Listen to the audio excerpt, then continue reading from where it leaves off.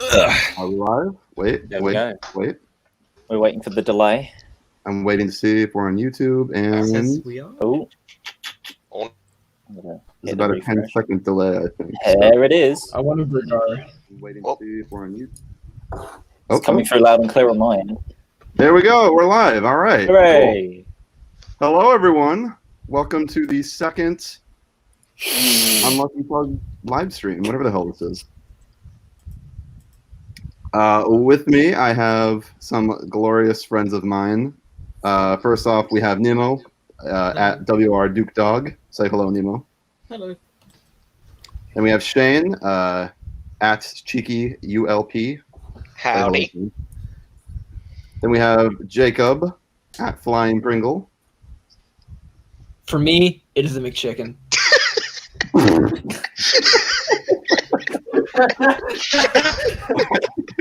Jacob set the bar so high already. Off to a flying fucking start. Oh God. And then over in the corner, we got the other guy, whatever your name is. Yeah. You talking to me? You talking to me? What is your name? Willie? I don't know. We went on Wylie, the Flying Scotsman together. I ate Alan Pegger's ashes. Yeah. I fed you so many of his ashes in your tea that you just forgot what my name is. I know you from and you somewhere. forgot that the entire experience actually ever happened. I swear to God, Also, someone put their background audio on and I can hear it very crisply. Who is that? Who's got the audio in the background? Are you just playing the live stream in another tab? I'm not. My thing is muted. Not me. I don't have it open. Mine's muted too. It's not me. It's you, Nemo, isn't it? What's up? No, Never mind. It's all. Oh, it is Wylie. It was me in the what end. the fuck? Yep, it's me. I'm the worst. I'll leave. And you Wylie, just Me and my now? amazing opinions and Lego creations with me. Fuck you. Is it weird I don't hear anything? Can you hear us or? Oh, it is. I can hear y'all, but I don't hear like anything playing in the background. Oh no! I just it was me. I turned it off. Oh, okay. Found it. Someone It's said cool. Damn it, Wylie. Hi guys. Yeah, lucky pug. Wait, no, Jacob, you should play the intro music. Of course, this is going to be a classic Unlucky Tug review. It's got to be the Jacob Jarrett version where it's like all distorted. and then in the middle of it, I'll take an instrumental break where I just start screaming into a pillow. So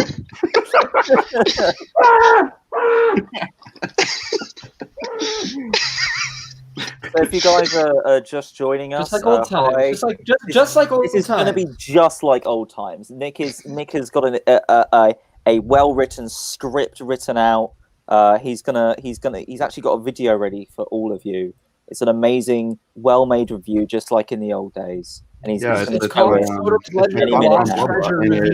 minutes of me just farting into a microphone. Wonderful. It's thoughts on Lost Treasure 2. He decided he had to make another one. Is this a review on the sequel to Lost Treasure 2 that doesn't exist? No, it's just another review of the same film. We're just gonna live stream Bubble right now. We're just gonna watch that train wreck from start to finish. You know what? Yeah. We're not even fuck gonna talk it. about it. We're just gonna screen the film, and that's what it's gonna be. No, wait, We're not even never gonna mind. talk over it. Never mind. We can't do it. We can't do it unless we get Ricky in here. Oh yeah. We need Ricky's commentary. So that pesky railway. We can't. You know. We can't stream Boba unless we take hallucinogenics so that we don't have to pay attention to the film. Right, exactly. Or be seriously drunk. That's it. Right, Unfortunately, I am the designated driver. What is this about? Railway series? What the hell's the railroad stories? The railway story Who's are Wilbur? some kids. Who is he? I've spoken to people that lived locally to where he preached in his church, and they're all just like, yeah, it was cool. It was a bit of a nutcase. It was a bit mental. He's a bit of a uptight old man, but you know what? Everyone respected him because of the Thomas stuff, so they just leave him be. You Ah, have yes, been blocked. The good old railroad stories written by a wonderful man named Britt Allcroft. Once upon a time, in 1989, a man named Bernard created Thomas the Train.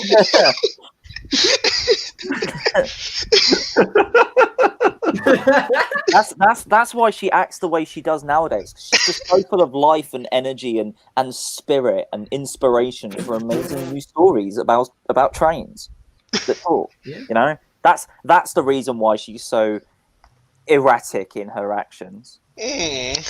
Right. One way to put it. All right, guys. Well, that was quite an intro. Let's jump into a couple things, and then we'll start talking about the worst railway series story. Oh boy.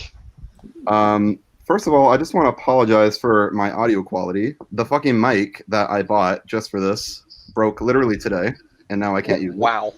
The cable that plugs into the microphone, like the little metal part, like it like broke. It came loose and like it's wobbly now. So when I plug it into the computer, the microphone gets like it has power. The green light comes on, but the computer doesn't recognize it. So I'm just using regular laptop quality right now because I can't go get a fucking cable. So why'd you break the microphone? I think we'll live. Yeah. So why'd you break the microphone, Nick? Yeah, Nick, why'd you break it? Yeah, why? I'm sorry. Can't I just trust you feel with like shit. so. We can't trust you with shit, can we? You can't trust him to keep a You just channel ruin everything you running touch. long enough. We know what really Can't happened. trust You got do anything. someone mailed you like a little wood Rebecca, and you just like used the mic to beat it to a pulp. Shane, stop stalking me. Stop saying exactly what I It was the closest blunt object. Wait, It was the only blunt object I had on hand. I'm like, I need to destroy this like instantly. It was like a fight or flight kind of sense thing. it's like, oh no! How'd this get here? So apologies for the mic's issue. I also wanted to talk about this live stream just in general. When we did this last week, it was sort of like a test if this was something I wanted to do or not. The idea was really I wanted to interact with fans and kind of like go over the whole like why I came back out of fucking nowhere, because I'm sure a lot of people had questions. It was because Corona. Right, exactly. What if we don't want you to come back? Yeah, fuck, who cares, right? What if you just go away right now? You know what? See ya. You gonna go get Corona? Oh god! Hi. Oh god! Hello, Hi, everybody. quick, Welcome take back over the to channel. the Take over the channel. Snake in the rain. What? I'm shaking. Oh, I'm shaking. Hi. Hey, Oh, how's it going? Oh my gosh, that was like 100 years. whoa. Anyway, so yeah, this live stream. Last week was kind of like a test to see if this was something that I want to do, and I had a lot of fucking fun doing it. And now we're doing it. I would love to make this like a weekly thing and have different people on, and we talk about random fucking shit. So that's what we're doing. We're talking about random fucking shit tonight. Yeah. Like and subscribe for your chance to win a spot on the Unlucky Tugs live stream. Or don't. Or don't. Yeah. Yeah, just don't bother. What? Don't like and subscribe? Alright. Are you Everyone trying to should deter people from dislike liking and bomb the video, subscribing? to be honest. Everyone should just unsubscribe from Nick's channel right now. Yeah, everyone Reported for false unsubscribe. advertising. Wylie, don't go into marketing, all right? He's good at making people listen to what he wants to do. That's not marketing. So when we say the worst railway series book or the worst Right. railway series story, is this like Wilbert's stuff or can we include Christopher's stuff? Okay, yeah. That's Let's jump cheating. into that topic. I was gonna say it's cheating because then it's too easy if we include Christopher's stuff. Yeah, but it's gonna be obviously gonna be something from that. So Pop Should special. be like all of them. Sorry. What? So No, I okay. wanted to like kind of But break. I don't think they into count as different- stories. They're Yeah, events. they aren't really. It's just stories. like facts with some Yeah. like faces on them, you know. Yeah, you know what he did? He just It's basically facts, took but they articles- did a coloring book for it. Yeah. You know what he did? He just went into a railway magazine, took out an extract, like an actual like news report about an actual accident. He just replaced like an engine's number with Henry or Gordon. They took a driver's ramblings for today from the Bluebell and made a story out of it. Next week we have Christopher Audrey on the live stream, and we question why. Yeah, Why did you steal? Why did you steal? Why did you steal? Like the Chris Audrey book. I think we're not gonna include the Chris Audrey stories at first, and then we can go into that. Yeah, The whole point of this video this main topic was, what's the worst of Audrey's stories? Give me one short second. That's a difficult one, honestly. it's difficult because they're mostly good, and there's a lot of bland stories, but there's few outright awful stories. So, what is the worst story then? Right. Okay. Well, I feel like the missing coach is obviously a contender for one of the worst Wilbert stories, just based on how confusing it is. That seems to be a go-to for quite a lot of people. That's option A, it seems. I completely agree. I think the missing coach is absolutely the worst one. It's so confusing. Like, I think we sat around for like an hour, like last year, just like talking about like how the fuck it even works. Like, we're like, or maybe it wasn't with, maybe it was with me, Wylie, and Rob. I don't know if anyone else is actually here. I don't fucking remember. But like I remember just sitting around being like, okay, so how does this work? What's like the story behind this? What's like, we couldn't figure it out. We were there for like an hour, and we were like, oh my god, it doesn't make any sense. It's just like, it's just ridiculous. Like, and then try putting that into the show. You know what I mean? It's just like it doesn't make. The missing coach is a bad story when you read the story, it doesn't make sense, and then when you read an explanation of the story, it still doesn't make sense. That's when you know you've written a terrible story. Let's try and sum up. What was the goal of the story? What was Donald and Douglas's like ultimate plan in that? Ooh, can I have this one? Yeah. Go. Okay, so because like I think y'all probably said while I was away, probably not, but like we've talked about this a lot, and every time you go through, it's just more and more head scratching. Like I think we've talked about this privately, like what is it, probably about 3 times already. Yeah, we've discussed this a lot. And every time we just come to the same conclusion. It's like, what the f? Like in the story, obviously the goal was, Douglas was the stowaway. Donald was the one that was supposed to be in the yard. So they thought. So I guess the engines thought, oh, we'll switch tenders so that you get in trouble and I don't. That way, Douglas isn't getting in trouble and risking being sent away. But see, that's where I have the problem. That's where it falls apart. The ultimate goal was to not have one be sent away because they didn't want to be separated. If they switch the blame on the other twin, then that's the one that gets in trouble and gets sent away, and they get split up regardless. So like, it doesn't work. It's also like another problem is they forget to switch jobs in the story. I guess that was Audrey's intention to be the loophole, but in the grand scheme of things, the Fat Controller still thinks he's blaming Donald. But then it gets messier because they forgot to switch, and that's how he catches on that Douglas be Donald. It just gets more and more convoluted.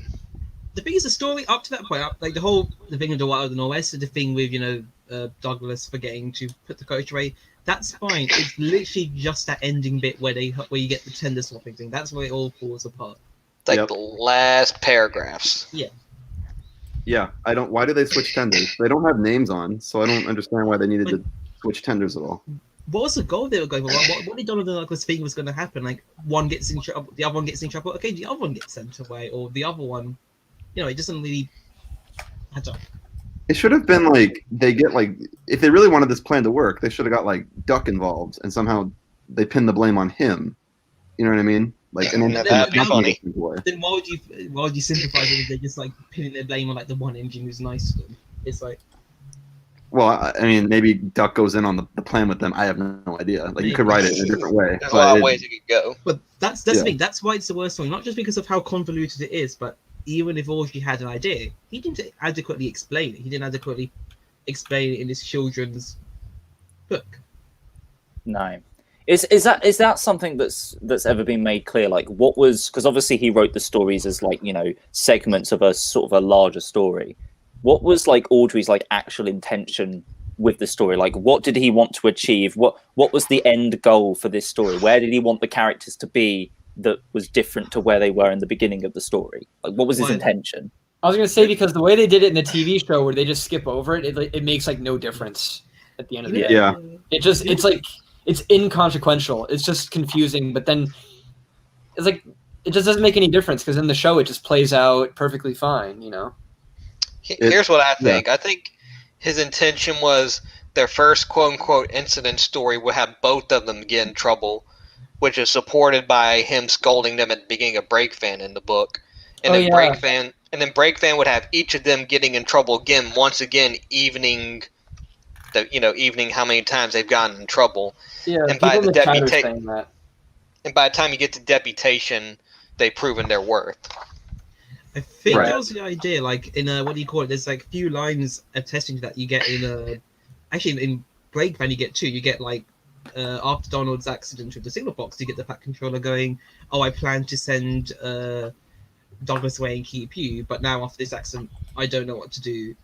And then after the accident of the Breakfan, he's like, "I have no idea what to do." So that whole idea of like tallying up, like balancing out, like the sins of each one kind of adds up. But again, it kind of gets messed up because missing coach happens before any of that gets established, and or she doesn't really explain that or make it evident. Yeah, for sure. That reminds me of another minor funny point, is that because they cut out the missing coach, they forget the show doesn't even have that plot point that Douglas was supposed to be sent away, right? Yeah, no. Yeah. But then you get to season 3, and when they adapt Escape, they add that to the beginning where Douglas is like, "Don't mention that word." Makes me real as wobble. It's Did they mention they were going to get scrapped in like the season 2 episode? Was that even mentioned? No. It's hard to say. No. It's like implied, I guess. I think it's just like they just say in the beginning of Breakfan, 2 engines came when only one was meant to, and it just. No, wait. Isn't it mentioned in Deputation, the episode? I don't know if scrapping is mentioned. But it does get mentioned that they'll get sent. One will get sent away, or both will get sent away. But scrapping specifically isn't. I think a lot of kids in chat are saying it's mentioned in Deputation. Is it? Oh, okay.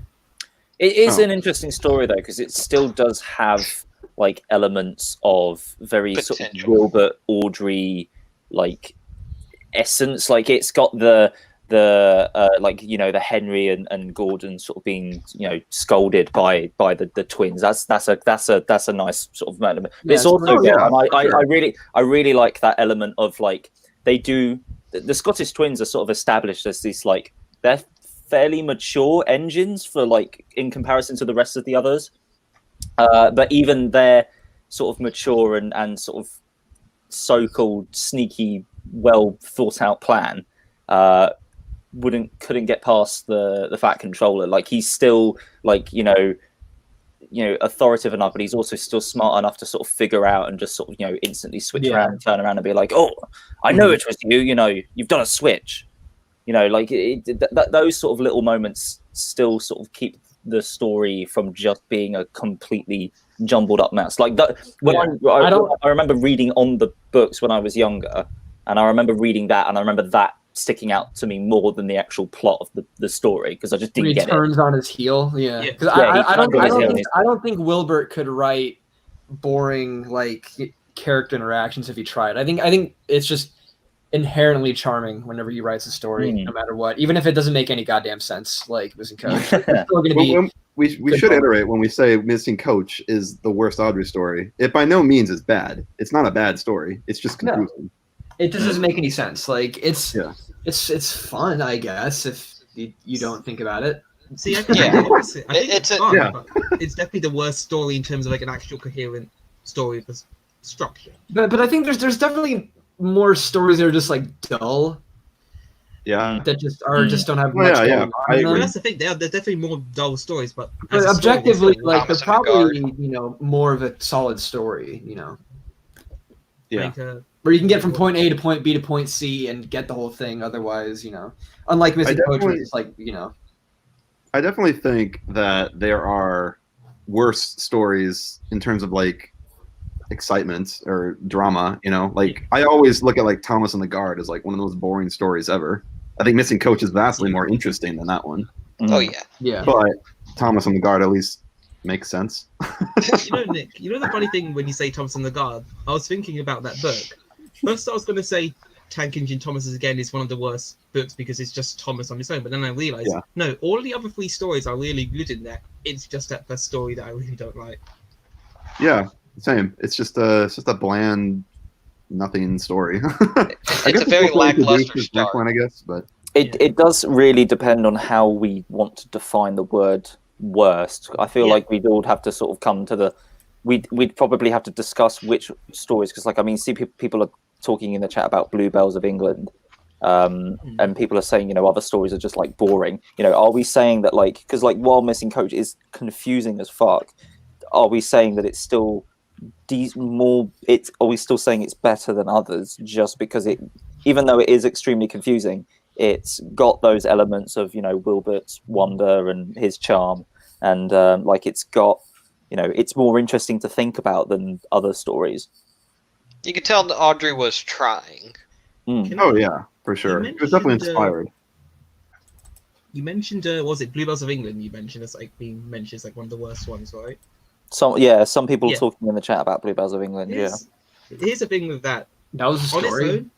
That's exactly my point. The thing with the Railway series is I feel like a lot of the individual stories are not really so much stories as they're like chapters in a book. Like you've got like the book is akin to like a small novel, and each of the 4 stories is like a chapter. So Bluebells of England, on its own, it's not that interesting, but it kind of sets up the scene of that.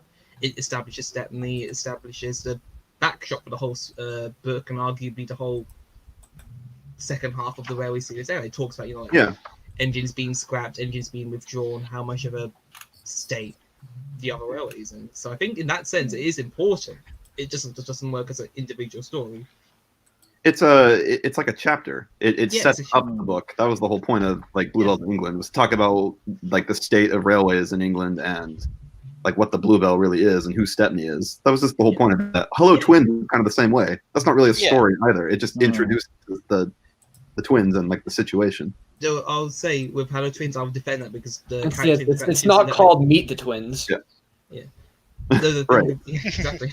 But the character interactions in Hello Twins I'll always say that's just a good story. So just because of that beginning bit with the big engines, or even it's like utterly bewildering to pack control. Like that is a good story. It's not much actually happens, but the character interactions elevate it. For sure. That's what makes it fun, because it's always, Audrey already said it himself, like the engines all have personalities, and when you put that together, it's basically a bunch of like crazy kids just going back and forth on each other because of the hierarchy established within the sheds. Like Gordon, who's pretty much the head hen, and then like his 2 honchos next to him are going to be Henry and James, and everyone else is kind of like just the contrast to that. Right, exactly. Like that just makes it so much more fun. Like they say, just that hierarchy, I guess. Yeah, exactly. Since we're on the topic of the missing coach, there's another baffling element of the story that just I just can't wrap my head around it. And I'm just, you know what? I'm going to share my screen to make this a little bit more visually interesting. Oh boy. What the fuck is the deal with the Thomas special coach? Can someone explain this to me?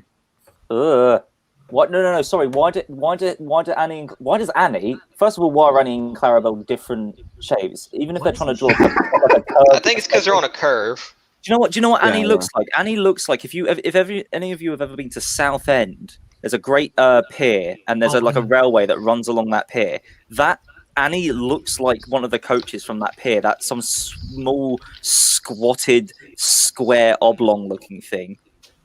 It's like they only had like one of each set of like the Hornby and Bachman coaches. So like Annie is like the Hornby one and Bachman's like the third one. I mean, honestly, can we What's just the special coach? Oxford rails. Into talking about bad like illustrations from the Railway series. I feel like we could be here for hours talking about that. I mean, I didn't mean visually what's wrong. We're not going to disrespect John T. Kenny. Not tonight. We are not going to be disrespecting John T. Kenny tonight. No one did. There's nothing negative to say about John T. Kenny. You're right. He is He's good.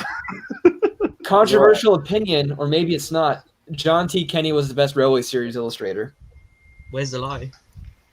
I love Edwards. I love Edwards. I He's think second. Edwards He's makes like these really amazing cinematic looking paintings, but John T. Kenny is Thomas the Train. You know what I mean? He kind of like, what do you call it? The Edwards kind of subvert like the classic Railway Series look. Kenny defined it. Kenny defined like what's like the classic like Thomas, the classic Absolutely. Cersei. Like they're both really good. I think it's like if Edwards was like a 10 out of 10 for me, Kenny would be like a 9.8 or 9.9. Like it's that close for me. I love Kenny, but I'll always place Edwards above them. I love the more realistic takes that he did on the characters. I mean, I guess objectively, Edwards is more realistic like painter and artist. But goddamn, like, dude, the John T. Kenny stuff just looks so fun. Like the people and like it's just like the people and the faces are so expressive, and it's like a lot of the really great faces from the show came out of the John T. Kenny era. Like I think like the troublesome truck faces, all the narrow gauge engine faces, like all those, like the open mouth smiles and like the the angry teeth faces. Those all came from John T. Kenny. So that's true. Yeah.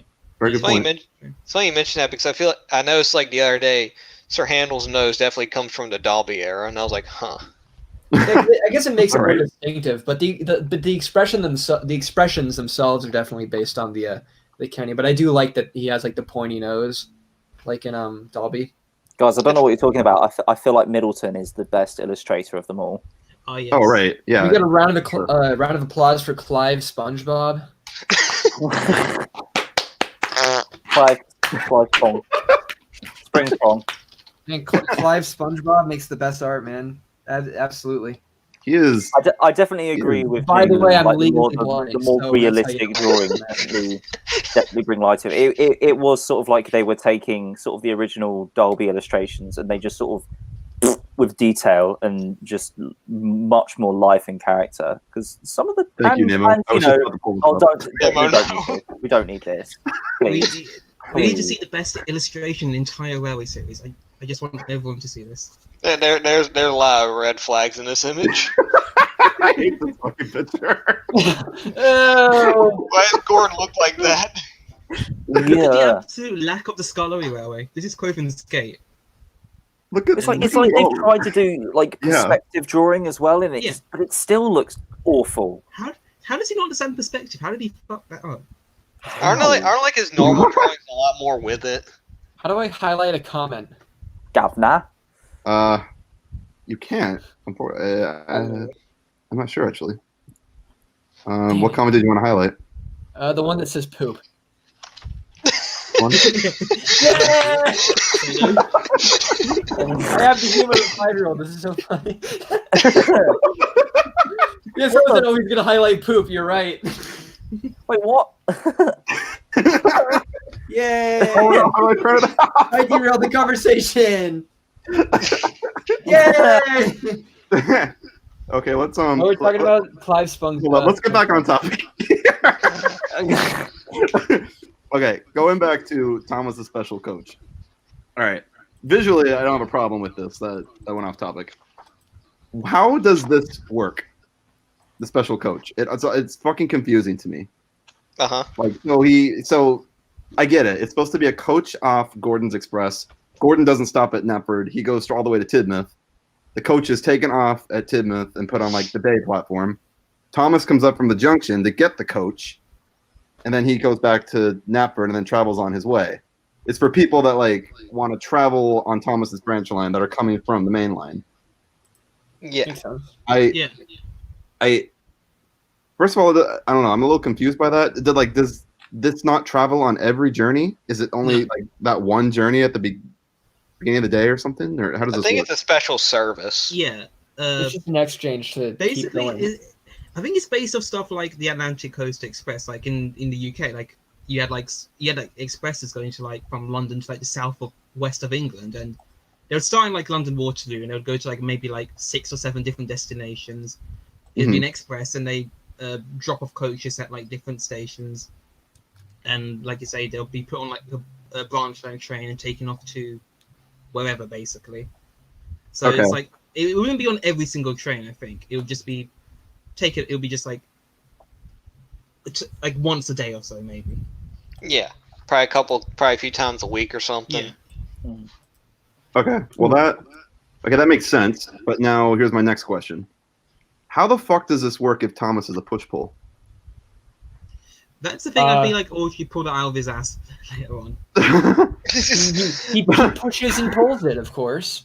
So like the whole point is like Clarabelle has the windows on the side of her face. She has those because Thomas is a push pull, he reverses down the line and like the driver is in Clarabelle. That's the whole point. If there's a coach in front of her, how does that work? It doesn't. You're right. So none of this works. Do they have to Like, shunt the coach around? Doesn't that defeat the whole purpose to have to shunt the coach around to? Yeah, that's the whole point of a push pull. Yeah. So, like, It's The web incompatible. Hold on, That's me the buckos. I'm gonna eat a chicken burger. I'll be right back. Please eat it directly into the microphone. I'm sure we'd all love to hear it. Good Yeah, idea. Everyone would love to hear my food ASMR. Now, what if Thomas had the special coach attached in front of him? What if Thomas ate a chicken burger? What if Thomas had a chicken burger? I think it would go straight into his firebox and just burn to a crisp. And This is a non-answerable Thomas and Friends inquiry. Wait. No, it is. Nick, can this be a discussion about what kind of organs engines have? How Yeah, does where's Vic cows? Paul when you need him? A I mean, non-answerable wait. Thomas I and have Friends a inquiry. perfect image I want to share for that. Actually, I think you know exactly what picture I'm going to pull up. You know. Oh no! How does cows feel about Thomas eating a burger in front Nick, of them? I think I have a really good idea for a video series you should make about questions that can't be answered involving Thomas the Train. Oh. Yeah. Let's answer some of the unanswerable Thomas questions. What the What hell is an unanswerable Thomas question? Where'd What you pull that? happens if- Where'd you pull that term out of your ass from? Yep, there you go. I just want to point something out here. Henry's eyes are bloodshot. What on Does that mean that engines have blood? Oh. Percy blushed when a woman You did, who had you did. recently married in her wedding dress stood up on the footplate of a dirty engine in a dirty docks in a brand spanking bright white wedding dress and decided to kiss the smoke box door of a live steam engine. And then the face of this steam engine supposedly blushed red. And I'm surprised her face didn't melt from the extreme heat on the smoke box door. Her lips come off on the train. So that's how, that's how trains have blood. They consume it from people from unsuspecting. If I was in the hospital, Vampires. if I was in the This is the only correct hospital, answer. let's say that I'm blood type O, right? Let's say I'm in the hospital and I'm dying. Could I get a blood transplant from a train? Depends on what blood type they are. Yeah. You have to have I the wonder right what- blood type. I wonder what Yeah. blood- What type blood Henry type is Henry? He's type 0. How do you An test for blood? A0. How do you do it? Do you like Is he an thing in the A0? teeth and, like pull it out, You or stick a needle in his cheek and black you extract zero. it. Black 5. That's his type. well, like like when like you do like for a blood test, you get the thing stuck in your vein, like where blood pumps. Where does Yeah. blood pump on an engine? You just stuck it in their eye.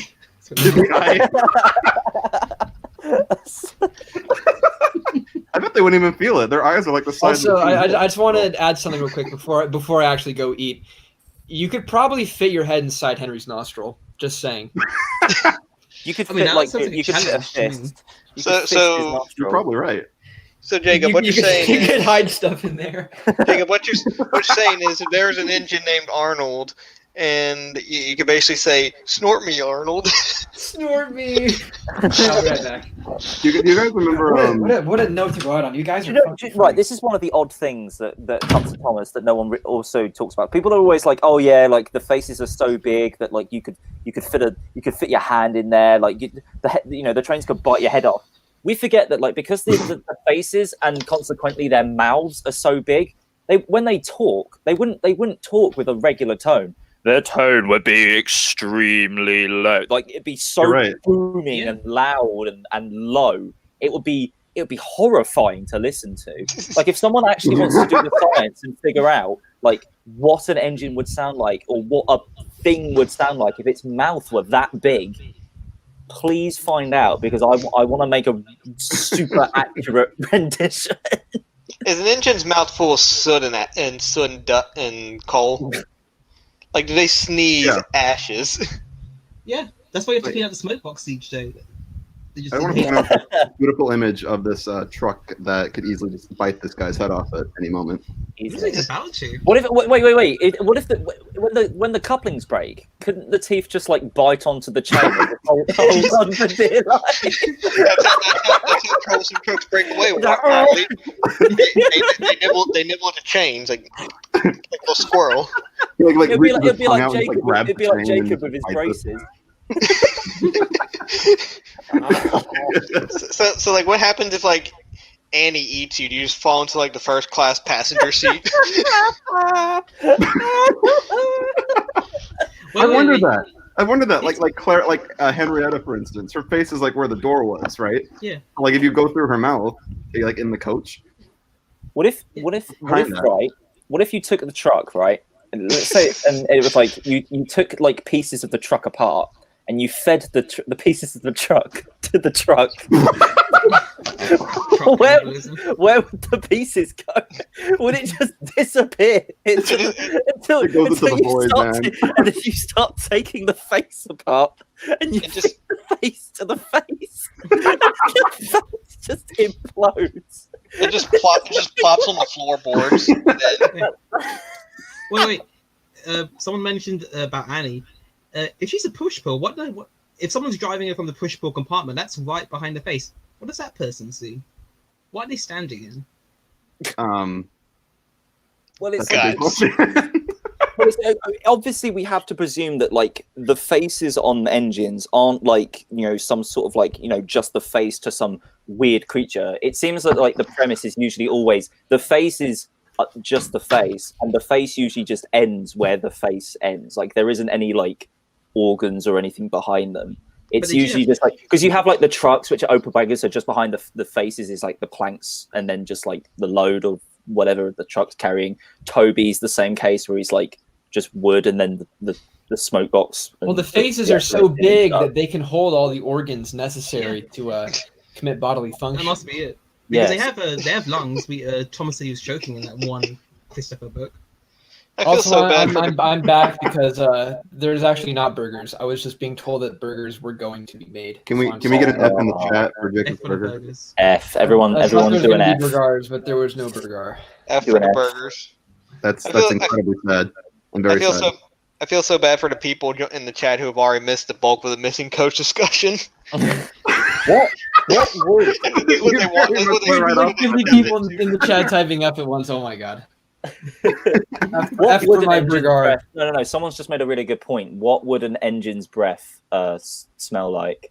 Hang on. Probably like a firebox. Stop posting F, I know guys. exactly I need to highlight this question. Yeah, I think Nemo's most qualified to answer this. Yeah, it would just be like ash and char.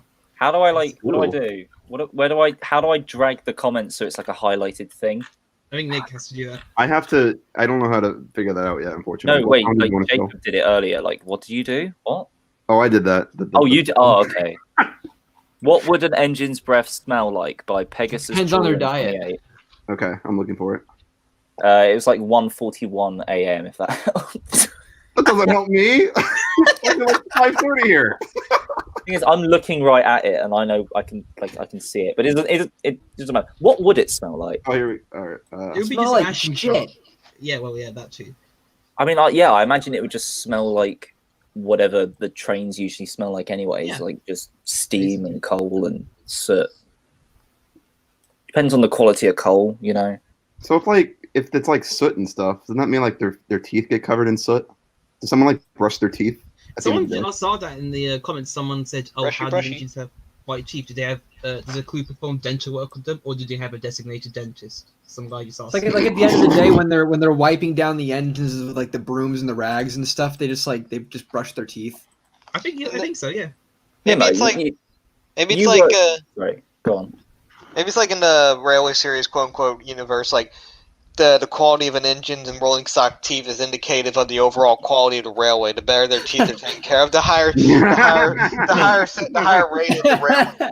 Oh, the controller has a dental plan for these engines. This must be a pretty well kept, maintained railway. This gum until your breath smells nice. And They then go a like massive some- block of gum that's like a Also, size of soap. Steven, Sotorelli Mothers messaged me. He said, "No lie, the J Class 611 smoke sells like blueberry vape smoke." So there you go. There you go. On their diet. They use charcoal toothpaste. Ah, very clever. That brings up that brings up another question. Remember in Duke the Lost Engine, like you could see number 2, and it looked like he had like a Cuban cigar in his mouth. Oh god, yeah. Oh yeah. Can do engines like smoke? Can they vape? He's having a flavor. Right, Nemo, you have worked very closely with steam engines in the past, and I feel like you were probably the most qualified here to talk about designs of engines and how they work, etc., especially British steam engines. So, Nemo, what I am proposing is this: is it possible to take the funnel of a steam engine and or take just the smoke box as a whole? So you've got the smoke box door on the front, and then you've got like the funnel at the top. Is there any way that you could rebuild the smoke box design so that the funnel was actually on the front of the engine, like sticking out, pointing forward as like a so mouth, and then you just have like a smoke box door, wherever else, like maybe on the top or something? So basically, every time the train would be in steam and would blow steam, it would just be like a massive wide open mouth on the front of it going put, like that. I'm just. Are you thinking like the rocket? Yeah. No. Yeah, Well, sort kind of. of. The thing is with that, The rocket just has a snorkel and it's pointing up. Basically how like engines work is from the cylinders you have like a exhaust pipe inside the smoke box, like we call it a blast pipe, like the way exhaust steam goes through the cylinders, goes upwards through the smoke box, and then it just seems natural to have the chimney go upwards. You could do like a rocket kind of thing where you have it go out the front, like you probably could. I don't know why you do it, but And you can put a face on it, obviously. Yeah. Well, the thing is, it's funny you say that because the funnel essentially is the mouth. The funnel is part of instrumental part of how the engine builds, emits air, how it exhausts works, how it generates steam. So it is, and we use some people use mouths and lungs to breathe. So it is kind of analogous to the mouth.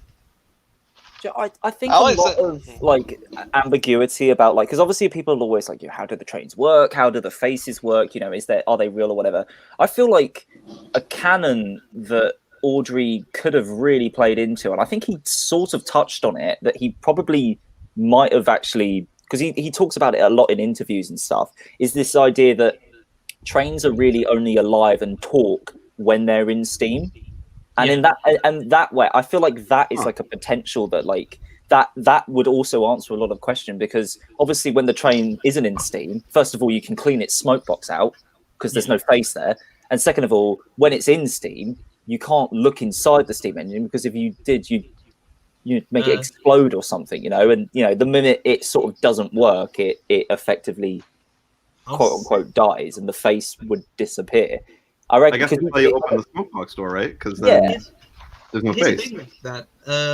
You're technically right. That's a very good point. I love the idea because it feeds into the whole idea of the steam engines alive because of the steam. So they're of course sentient only when they only get the face when they're in steam. But you can open a smoke box door. You do often. Usually when you do empty the smoke box out, they are still in steam. At least when I've done it.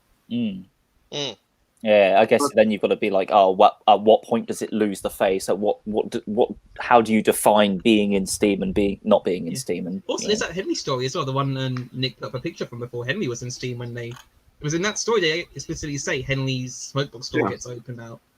Well, that was Clive's Sponge Robert. We don't count the. Oh yes, it's yeah. Well, he didn't even have the balls to like draw it himself. All right, Jacob. Here's a curveball for you. Then, what about the scrap engines and bluebells of England? Oh, good question. That. But just in general, when they're just at sheds talking at night, they're not in steam then. Well, that whole hypothesis is just thrown out the window. Oh, Does no that mean problem. does that mean that when Duke was sleeping in his shed, like 1 second passed? Yeah, he's just like. Like to him, He's 1 like, second passed. Yeah. It makes Like sense why it's so they calm take him about out it. of steam, 50 years pass, and then he wakes up and he's like, "Can I go back to sleep for 5 more minutes?" You know, it's like He's like, I'm sure like Who's- you didn't even notice. he's like, who's the president? Like Rock? like for example, if you like took an engine out of steam in like 1912, and then in like 2020 you like steam it up again. Imagine like blinking and then like there's like skyscrapers and fucking flying cars and stuff. That'd be ridiculous. This illustration is probably the most interesting because what it seems to imply is that like the engines have their faces, even if they're in a complete terrible state of disrepair, they're horrible. Like the one on the left has got obviously the grey face, but you can see it's very sort of brown and ruined and stuff. But the one on the right, I don't know if this sort of looks like it was an intentional choice on my behalf, like where it's at the point where it's so close to the end of its life that the face is almost just like disappearing, and it's like the moment that the engine is like is past that like point, that's it. It's done. I just That's assumed it, it was over. like super rusty and like the face was like somehow like a metal and was also rusty and like lost its color. Like I guess I never really thought about it, but yeah, I'm not sure what's going something on. up. Oh, Can you see the engine in the background with the boiler in the background being hoisted up on the crane? Yes. I have an answer to that. I have an interesting. no, we don't talk about this image. We don't talk about this. Not canon. Not canon.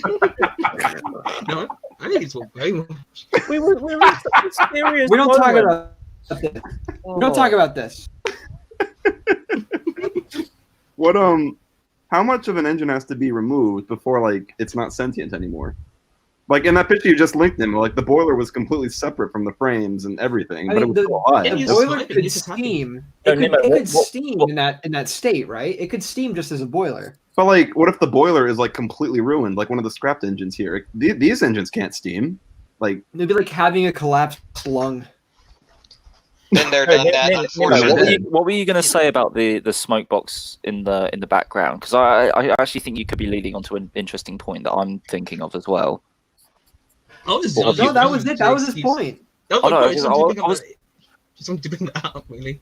Oh, I was going to say because like you've got the engine in the background and the one that's behind the engine that's just about to be cut up, and the one that's up on the crane.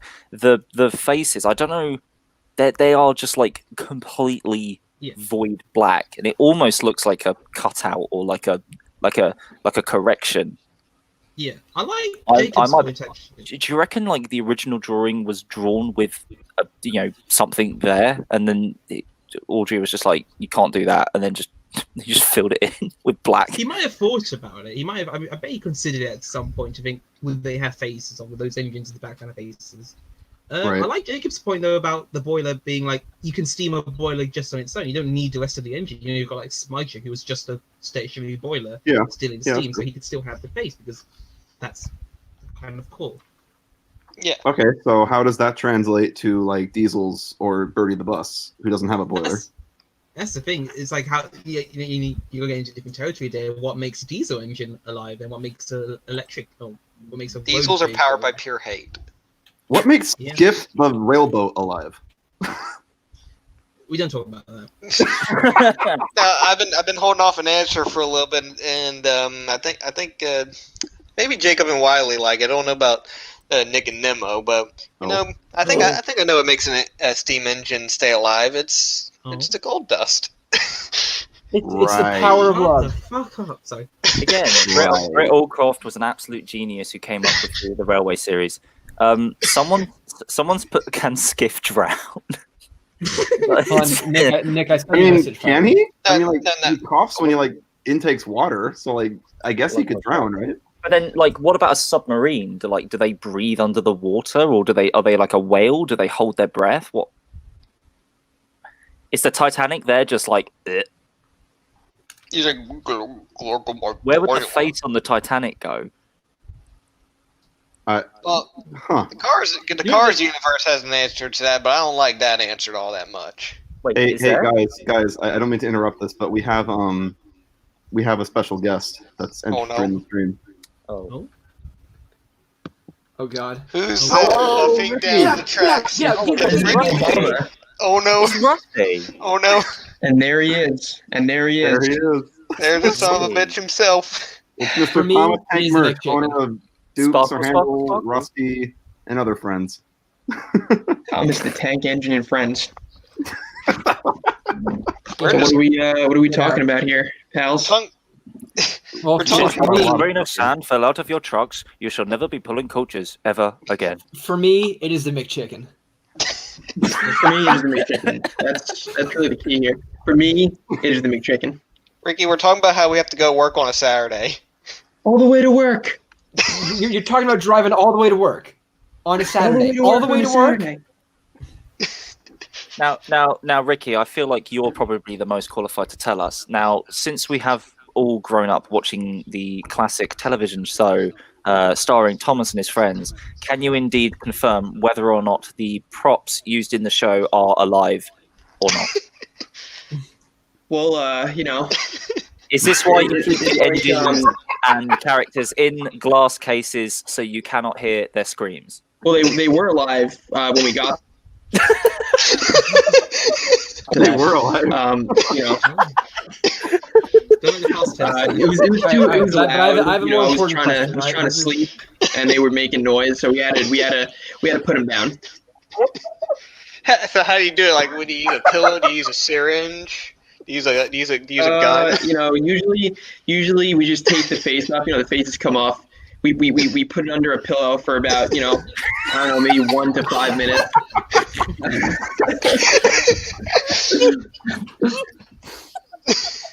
Right, that's how it works. All right, but I This actually brings up a very good question. So, if like vehicles in the Thomas universe can be alive, like anything can be alive, a fucking railboat can be alive.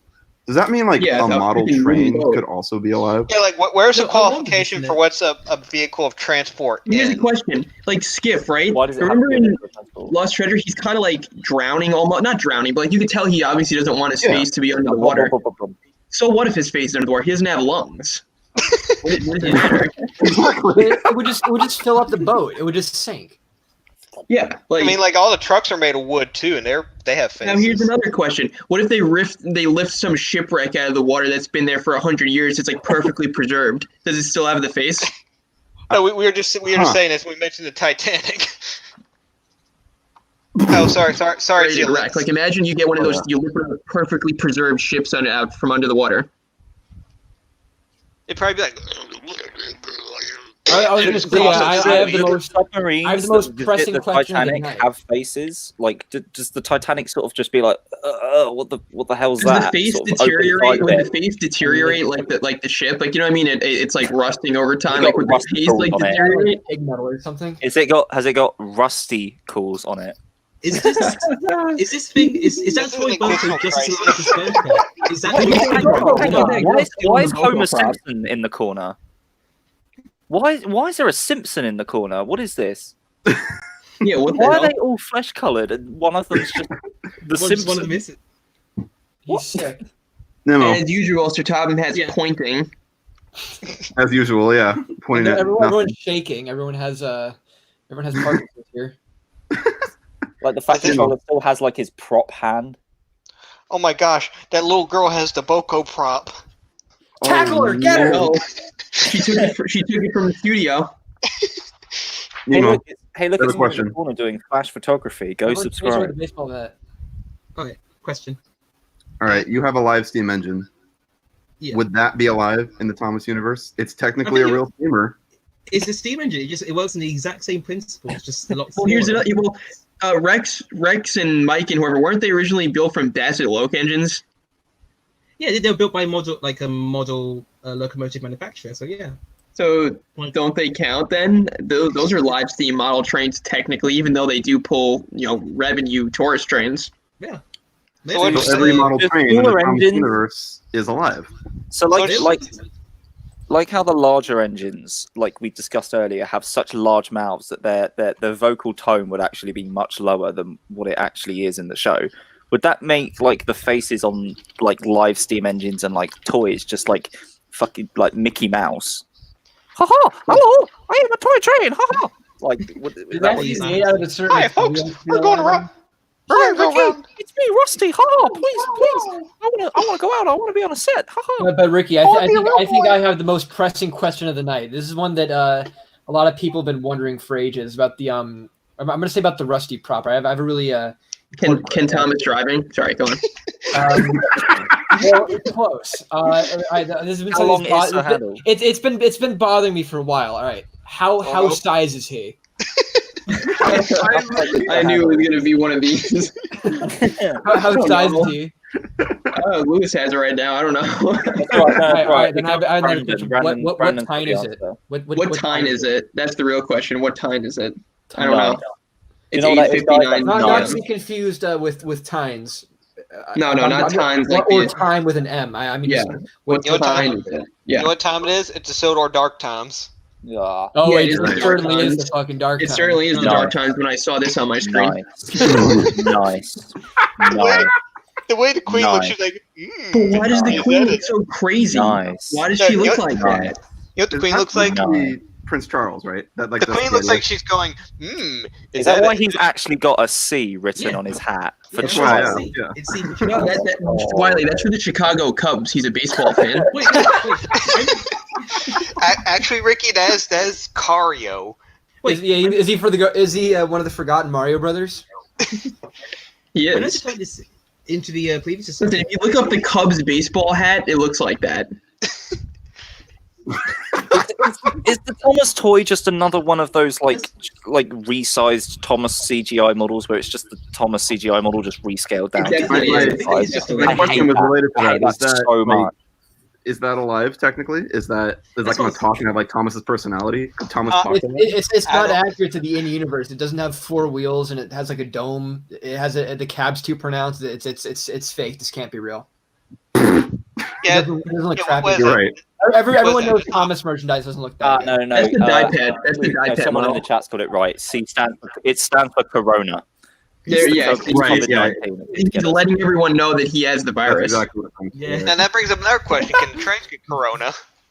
I don't think so. I mean, That character in the background looks like it has corona. I don't know what's going on with that guy. What kind of diseases do trains suffer from? I don't know. I guess Someone asked that question earlier in the chat, and I didn't really want to address that. what was that, Nemo? Someone asked a question, like talking about different kind of diseases, the engines, stuff like. I think someone said that, "Oh, do they suffer from AIDS?" And I was like, "That's a question we don't really need to be." But yeah, I don't think we need to. But it brings it to a more simpler matter. Do they suffer from biological diseases, or more like quote I unquote don't think problems they do. real engines face? I think No, it's more mechanical it's stuff. always been mechanical failures, and then they've just been like, out. What's the word? Like the mechanical failures have just sort of like become like a something for like an engine has a cold is like similar to the engine having like a stuffed up like That- smoke box or something. Yeah, It's that like an makes allegory or something. Makes me want to bring up something else I was thinking of. We talk about what the funnel is relative to the engine's organs, but where's that lead the safety valve and whistle at? I don't know. I guess that's like an appendage because you could swap the whistle on an engine like no problem. You know what I mean? It's not like you can just easily take it off and swap it. I mean, theoretically, you can take anything off an engine. You could, but the whistle's real easy. Like that happened. That's like wearing a hat. That's like the equivalent of wearing a hat. It's not substantial like part of the engine. You can just Right. switch it out. It just does nothing as long as you have something on there. It's a hat that you shoot blood out of to make a high I pitched guess. noise. I guess technically, yeah. Oh my god. Thomas is Yeah. technically sick here. What's What's going on here? Why does he look like that? Why does he look what's like happening that? here? Is this the television show? No, It's no, this. no, Wylie. No. That's the railway This has to be series. someone's trains. Oh, of remake, course. right? This is one of the most recent illustrations from the Railway series, of course. Yeah, it's from Thompson and his Obviously. friends. This is from Thompson the Swan after the Swan bit him on the nose and they just let him with like an infection. Yeah, he looks diseased. How does the train get an infection? This is a pretty good looking Carefully. train remake. I don't know who did this. Yeah, you're right. This is a pretty Yeah, convincing. this is a pretty good train remake, man. Yeah. I would The just say texture on the that face the looks a little bit off. the track needs to be scaled a little better, but You know what? If I were the driver, driver if I were the driver in that shot, I'd jump out the cab. I'd run up to the trees in the background. I think I'd just hang myself. Like I wouldn't want to exist in this universe. Yeah. I also wouldn't want to exist with that mustache, which is ironic coming from me, given the facial hair. You two have a recently mustache? had. Chat, can we get an F for Not Thomas? anymore. Thomas is drunk. What liquid would a train have to consume to be quote unquote intoxicated? Well, trains could technically consume liquid, but I don't think they can get. I mean, like they consume water. All locomotives do, but like I think if you put like tequila in the tank, I think it would just explode. I don't think it would have any effect. I'll try that next time. They don't have livers. They can't stomach it. How do you think engines feel about having like breakfast cooked in their firebox? Ricky, funny you mentioned that. Can I they did hear a taste that? story about What happened? Shane was saying something. I'll say my thing afterwards. Wait, what did I do? If someone like, saying- because obviously like steam engines can have like when they have water, like it doesn't necessarily always have to be the most purified water in the world. At what point does and this is like a legit question, this is outside of Thomas, but at what point can the water just be so uncontaminated that it's just completely not fit for purpose? What do you mean? Like there's too much shit in it? Obviously, like you can have water that's really shit, still works, but it makes the engine just Well, it scales the pipes up. But How long could Thomas survive in Flint, Michigan? Well, lead shouldn't really have any effect on him. It's more like crap in the water that's going to clog up the works. Wylie, that's actually a astute question because with lead engines, they usually depends on the kind of water supply they get, but you get like hard water and soft water, like water that's got more like impurities and acidic stuff in it. Yeah. When they do that, they have to put water treatment into the water supply. So that is actually something that engines have to do. Like Ricky says, it will just get like clogged up with like the acidic stuff. It will accumulate around like the boiler and the pipes and cause like wet. It's so weird talking about the intricacies of how a steam engine works while we're looking at a bright blue, colourful blue tank engine that's so overly saturated with a face. Yeah. And I'm just looking at this face thinking, man, behind that face is like some extremely powerful blower that puffs out like smoke and soot and shit into the air like 100 fucking miles an hour. It makes like a booming sound if you're too close to it. If Sir Topham had wanted, could he just remove all the faces on the trains and just live a peaceful life for once? That would probably They solve pile the them problem. they pile them up on a shed like they do in the drain, like in the sheds. No, go. The Like Fat the Controller Thomases. put the faces on the trains because he doesn't want to deal with human confrontation. He's confirmed disabled, guys. It's what Wilbert wanted. Oh my god. Maybe he could just makes the entire Railway series the worst Railway series story in the world. Good You're night. right. This has maybe been Wylie we could Craig. catch him just rolling Stepney's face down the platform. I think Jacob's idea could become a reality. If Sir Topham Hatt just gets tired of some guy, he's like, let's just take your face off, bud. Yeah. That's what I was thinking, that's what I was I thinking. love this. We don't talk about these faces. It's Nicolas Cage. These purposely off-model faces so they can't get sued. Yeah, basically. The Peter Stan face looks like my dad. Which one? Which Peter Stan face? The was like, scary wee, one. wee, wee. What these kills me alive? is that one of them is a hat. Yeah.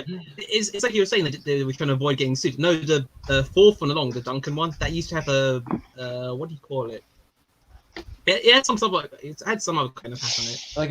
Like a beret or whatever. But Yeah, weren't some of these made while they did have a license to use the They never faces? had a or not? license. They were always They kind of never. exempt from Brit or Crossfin because I think Audrey was just like, yeah, you can do it. they had to Yeah. Audrey's say. Yeah, I guess if so. Audrey's I think- saying it, it's like Yeah. From what I hear, Brit did come along and say, "Hey, you need to start paying us. You need to start paying us to use our, identity." And they told her to basically f off. They're like, no, we Yeah. got Audrey's word for it. These are based off the books, not your television show. Regards. As a result, they can't do anything based on television, so they can't use Yeah. television show faces. They can't use, or they couldn't use liveries. I think they've kind of gone a bit closer in recent times. That sucks. And- I mean, and, it'd be nice if they could do accurate faces. I question think they is were like, who's well, coming to the railway the and stopping engines them? don't wear hats on TV. We'll just put a hat on them. Yeah. Who's going out of their way to come to the telephone railway every day and check to make sure that they're not using a face that slightly resembles Thomas the Tank Engine? You know. I'm sure there's some lawyer out there, like if they see like some Thomas face, they'll be like, hey, sue. And then it gets to the point as well, because like didn't like the Brit, like Mattel and all that, like go or Brit Allcroft go out of their way to be like, oh, you can't have the Stepney engine can't exist because it's exactly like Stepney from the show. Yeah, and then they were like, lady, this existed before the show. Yeah. The thing is, I kind of get it from a perspective, because I think the thing with rights and copyrights, I'm not an expert, but to actually maintain them, you have to pursue like infringements, don't you? Like to actually withstand when you have to fight any sort of like people who try to copy you, otherwise then everyone can try and copy you. But I think it's just someone going a bit too heavy-handed in both cases. Yeah. To go back to your point, Wylie, I have you were talking about like all that mechanics happening behind the face. I have a image to share. Oh, is this the one from the manual thing? That's like. Oh no, it's not. I know exactly what you're talking about, but no, it's it's this. Oh, okay. First of all, it's already screwed up because they've put the piston block, like in terms of the CGI, Thomas, they've put the piston block like just next to where it supposedly is in the show. Because the piston block in the show is supposed to be that weird little box thing they put at the front underneath the buffer beam. Yeah. Even in real life doesn't make sense anyways. This is actually more accurate to what This a is real accurate. This is engine accurate would to have. real engine. Yeah, I think in the show they just used that little piece that was on the Markland chassis, like that was on the prop, and like, oh, okay, these are the pistons. Yeah. Nice. But to Very misleading. go to the next part of this. Here's And then Diesel. this is more confusing. He has He's got a fan at the back of his he has face. a fan behind his face. So what would his breath smell like? That's why he's so cool. Like at any given time, there's like a breeze coming through Diesel's eyeballs. If he, like, opens his If he mouth, shut his eyes, would his eyelids coming out. inflate like balloons? No, it makes like a farting noise. Like,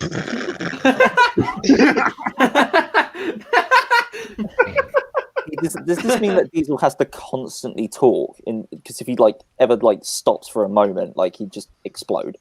I would be evil too if I had a fucking fan behind my eyes. Probably has massive headaches.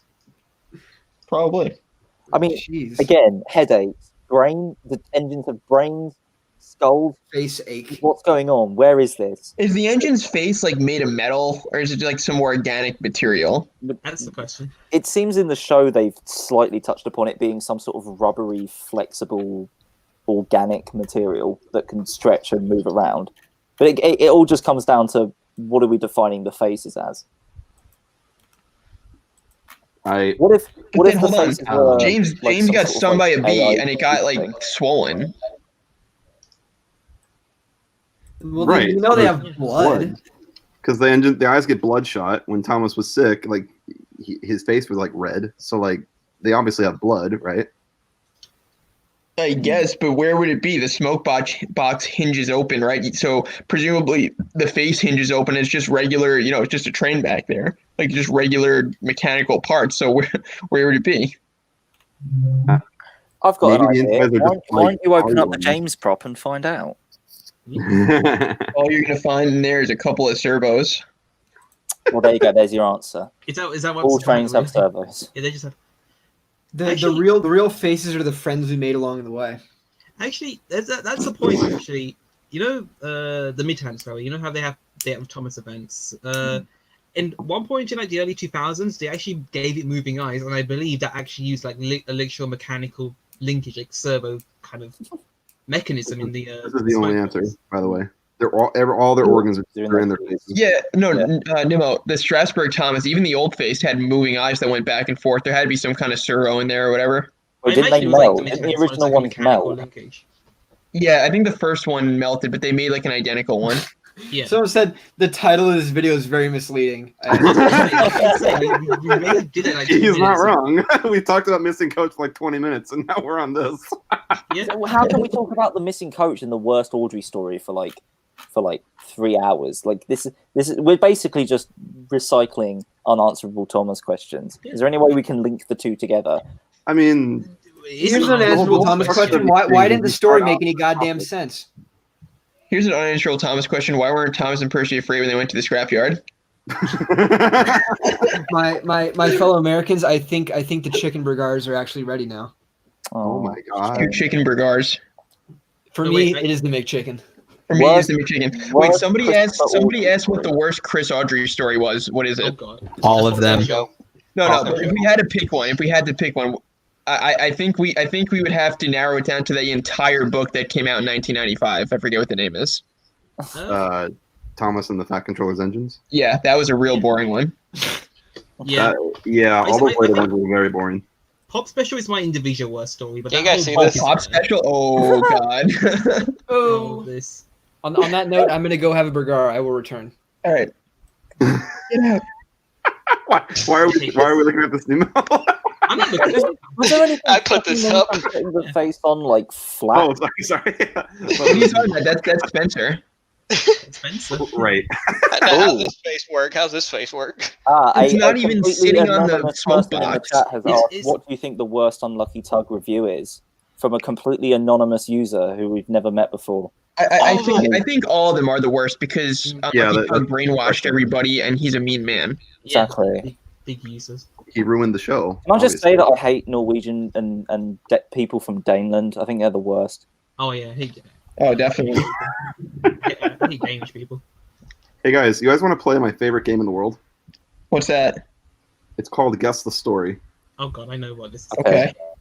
What the fuck is the story just by these images? So all the engines were there for a big gathering, and then the Fat Controller decided to Isolate was James like- from the crowd. from the coronavirus.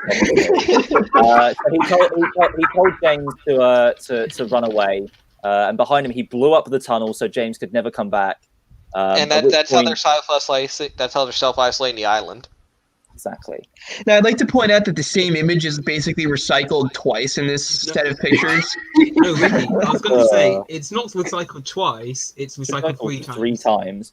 Yeah, Yeah. it's like used like earlier in the book too, or some other book. Yeah. No, it's used on the cover of the latest book, right? Yeah. This is the latest book. No, it was using Thomas and the Fat Controller's engines. That was Oh, the- okay. Yeah. And here's the thing: he doesn't like just trace over it. They're individually drawn. They're different, but they're just the exact same angle of the engines in the exact same places. Pretty Well, much. No, do you remember when the original prototype cover came out? Like, it was literally just the image from the older book, and then when it came out for real, it was like a redraw of the same image. I didn't know that because I couldn't tell because they look the exact same. They look exactly the same. Yeah. Like, Nick, are I you going think to they do redrew it for the a final one, separate but- thoughts on for every single Railway Series illustration? Yes. Yeah, Every yeah, single one. I Just a agree. whole Yeah, like that's 30-minute an video. idea on right each there. book. You could do like an Yes. hour-long video on every painting in the entire Railway series. Actually, someone's mentioned Pip and Emma Thinking and their creepy faces. The interesting thing about theirs is their faces on the actual Intercity 125s. That's like if there's like a hatch, and if you open it, there's like a coupling that Yeah. allows it to couple up to regular, ordinary maintenance trains, so it could be pulled around and stuff. So, like, is that the equivalent of Pip and Emma just like opening their That's their mouth tongue, Wylie. like, That's Oh, their yeah, it's a tongue. tongue. Exactly. and their tongue just being like,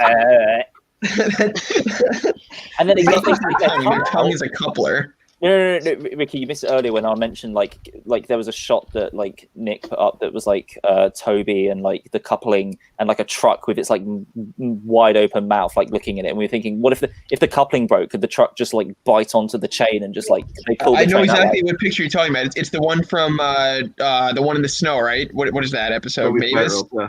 Toby's Tightrope. Yeah. I have it up. I have it up. So could they do this? Could like if that truck like approached like Pip or Emma, could it just like bite their tongue and then just pull I the guess train it that could. way? What if her tongue breaks off because the coupling is like there's too much weight on the coupling? She rips the tongue out. Someone in the chat asked, who does Daisy's makeup? Here's a good question Consider for it, everyone. Have obviously. any of you ever had a girlfriend? Yes. Why do you ask? How many people are watching this stream? Let's find out. that comment. Daisy's picture must be such a thing to Daisy. Do all you know what a woman is? Have you ever seen one of these? That's like a. aren't there, like, women in, Emily's like- one of those, right? Yeah. Yeah. Emily's one of these. women are those trains in Thomas and Friends that have like eyeliner and eyelids, and that's it, right? Yeah, that's a woman. Yeah. That is a woman. That's what it is, right? I think so. I'm pretty sure. I'm not too sure on that one, but I'm about to show y'all what's not a woman. All right, can y'all hold on a second? I gotta find a good picture. Oh boy. No, Shane. We won't wait for you. Oh. That's God, sad. fine. I gotta type in the wiki. I gotta find the right image. God, y'all can't wait 8 hours for me to do all that while I'm using Clock's that ticking, AOL. Shane. I'm using Hurry AOL. up. I'm using AOL dial-up. Give me a moment. It's gotta do like the. Yeah, it's got to phone up the space aliens to give you permission to use the internet. Here's a question I actually have. It's like kind of curious. What defines the gender of the trains? It's probably It's it's just going to be confusing. the face. Like, does this one have eyeliner on or not? Okay, it's a girl. Like, it was just like someone in like the works. So like when they build the engine, they just kind of decide we're gonna put eyeliner on this one. I think so But, because like, you know, like in the stories, in the original stories, Reverend Audrey, like Wilbert, was always like, "Oh yeah, the guys that like the engines are usually always like guys, and the coaches are usually always like females." But then in reality, when people like name engines or like ships or anything, they're usually mostly always women. It's like Her Yeah. Majesty or the Royal Scot, or there's That's always true. like a her. That's true. Yeah. You know? Yeah, they So just it's like And then you have a Cock of the North. yeah. Oh, that's definitely a woman. What do you want about? Well, the thing is, what do you call it? With Wylie touches on a really good point. in It's not just the the reality is, names. Audrey just looked at the machine and he's like, does this item look like, ladylike? Like the coaches are like nice and like dainty looking. He's like, okay, they're girls. Oh, this steam engine, it's a very loud, dirty machine. This is a male. Stephen brings up female trucks, male coaches. Reminds me in like some ERS story, like they had a Queen Mary brake van. Yeah. I think it also comes down a lot to the livery, because like if Rebecca wasn't yellow, she definitely would be not a woman. Should be a banana. And Emily looked like some like lady looking train, like like with like curves. Her hair, her sides look like Lucy from Peanuts. Do male trains have exactly. PPs? I think this is probably the most important question. That's a I real think that's important one right very there. important question. It's a very valid question. Yeah. And the answer would probably be no. Nemo, going back to your point. Yeah. Going back to actually, I think it was you. I don't know who said this actually. Who said like it comes down to like what they name the engine. Well, what if the engine gets renamed? I was going to say And it's a woman's That's name. interesting. Yeah. the thing is, why I was making the point like, oh, engines are normally associated with being female, as they're like they have like feminine names. Like you say, it's not entirely true all the time, and I feel like just get into a bit of a broader discussion, but you could argue is maybe analogous to even transgenderism. I don't know if it gets renamed from like a male name to a female name or vice versa. Actually, Nemo, it'd be transgender. Right. Right. So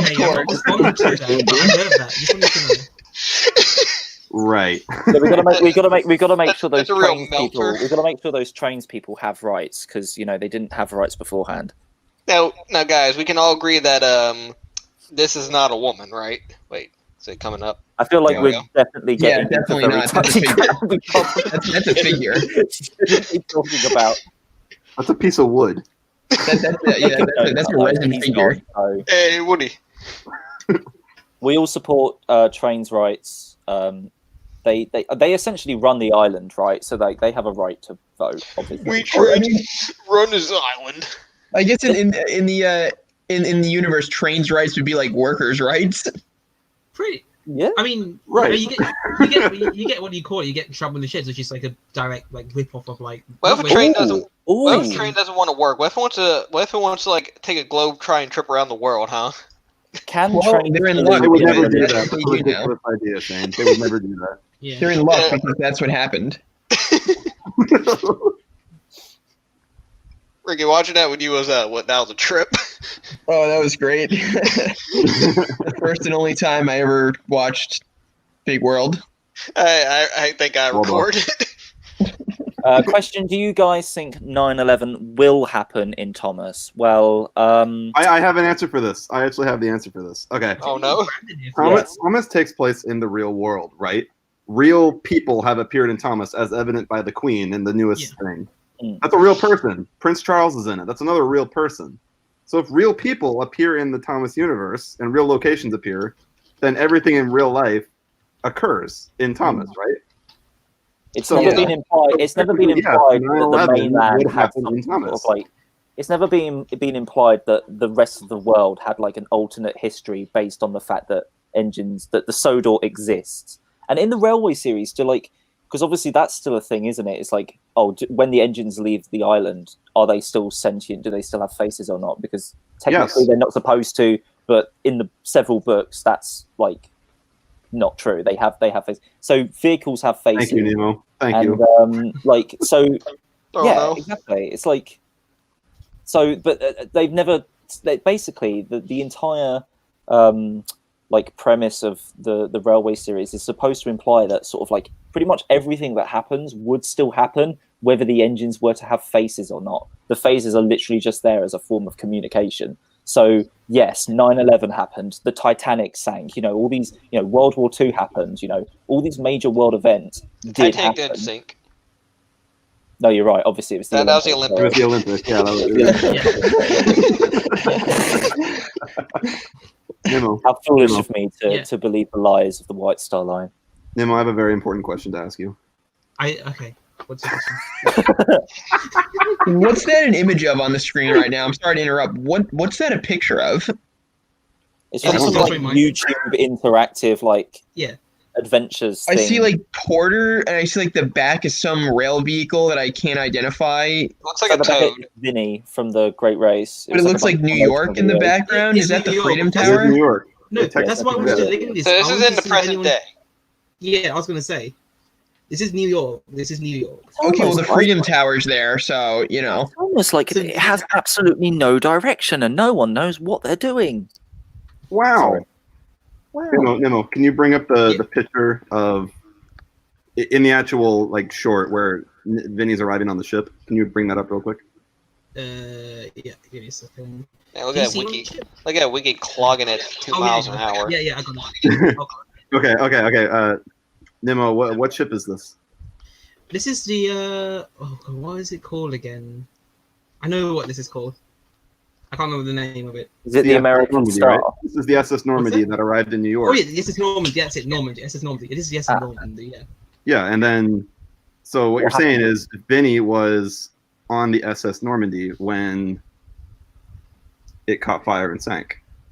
Yeah, this is why he's not appeared in Boba. This is why this is the last time we ever saw him. He was on the SS Normandy when it caught fire. Right. I'm goofy watching the background of Boba, actually. Is that what that Oh, you found the image. Good, you found the image. Oh, he's done. He's done. Oh my he's God. dead. Yeah, he's. Is he strapped on, like all the blood's rushing to his head? Yeah. Wait, oh my God. Is that the iceberg that killed the Titanic? I mean, the Olympic in the background as well. I think it is. Oh, it's hunting down ships, Wylie. This is one of those pictures that has just so many, leaves you with so many questions. Even more questions that are unanswerable, like Thomas questions. This isn't unanswerable. This is completely answerable. Yeah, Vinny was on the SS Normandy when he came back from the Great Race. It arrived in New York. The ship caught fire, and then it sank in the harbor, and they left it there. And he was just strapped to the deck. He can't do anything because he's a fucking train. Now, while we're still in the Big Apple, what do you think those engines in Atlantic Avenue Tunnel are up to? I'm sure, see, those are the real, people always talk about, Henry got locked in the tunnel. They've been in that tunnel for 150 years. Yeah, exactly. What the fuck is Henry worrying about? Henry has nothing on those guys. Yeah, fucking. What about those engines that are wasn't there some engines found in somewhere in Europe that were stash away engines, which were reserves for the Second World War, and then they got discovered. When woken up, do you reckon they were like, "Oh shit, right, get ready for war, boys! It's time. We're gonna go murder some fucking Nazis or go murder the English or something." And then they're just like, "Guys, the war's been over for 70 years." Oh shit, oh shit, it's Hitler too. Yeah, and then they have to fill in the engines on the history of the world. How about the Nazi gold train? Yeah, I was thinking. No, that's a funny story. Yeah. But then we talked about it years ago. Yeah, We did, yeah. Because a couple of years ago, they're like, we've made leads on it. Like we have a lead, and like nothing ever came of it. Yeah, no, people are saying we know where it is or something along those lines, like 5 years ago, and you just heard nothing. When they're like allegations, there's like a British reserve of steam engines as well. Yeah. Oh yeah, No, the here's strategic reserve. Yeah. Here's the thing. Wylie mentioned like a bunch of engines in Europe. That's like in both Sweden and Russia. Not for World War II. It was for the Cold War. They kept they kept a fleet of steam engines in reserve because the theory was nukes get deployed and they wipe out like most of the electric infrastructure. A steam engine can still technically operate. You don't need electricity or anything like that. So they kept a reserve fleet of steam locomotives in Sweden and Russia until in Sweden they got rid of it in the 90s. Like they they opened up the reserve, they sold on the engines or scrapped them. In Russia, I'm not 100% sure. I feel like I've read somewhere that there's suggestions that it might still be technically in use. Like the engines are technically preserved, but they're still maintaining like crew knowledge. They're still maintaining the engines. What a job! I'd believe it. Like I'd believe it. I'm sure they still. I'm sure the Russians would still be like just keep them just in case. Yeah, like they still run them on like rail tours and stuff. But there's a lot of young crews that are still being trained up, and it's like you don't need that many young crews for like a tourist train. Here's 3 questions for you. Is Thomas sexist? Does Thomas hate women? And is Thomas a woman? Yes to all of those. That's a really interesting set of questions right there. Yes. Does Thomas eat women? He could. I mean, I don't think he discriminates. Are you also including women trains? So Ricky, what you're saying is he eats the younglings too? He eats them all. It doesn't matter. He eats them all. All of them. But can he eat though? What goes beyond the mouth? I don't know. I guess he puts them in his smoke box, which could be deadly if he's in steam. It wouldn't be a good time. One comment's like, Thomas definitely hates girls. He's a douche to Rosie, Shima, and Nia. He's not a douche. He's just gay. That's possible. We don't know. Do you reckon if, like, how far do you think, like, Wilbur or Christopher would have been allowed to go? Wilbur probably would have been able to get away with it more.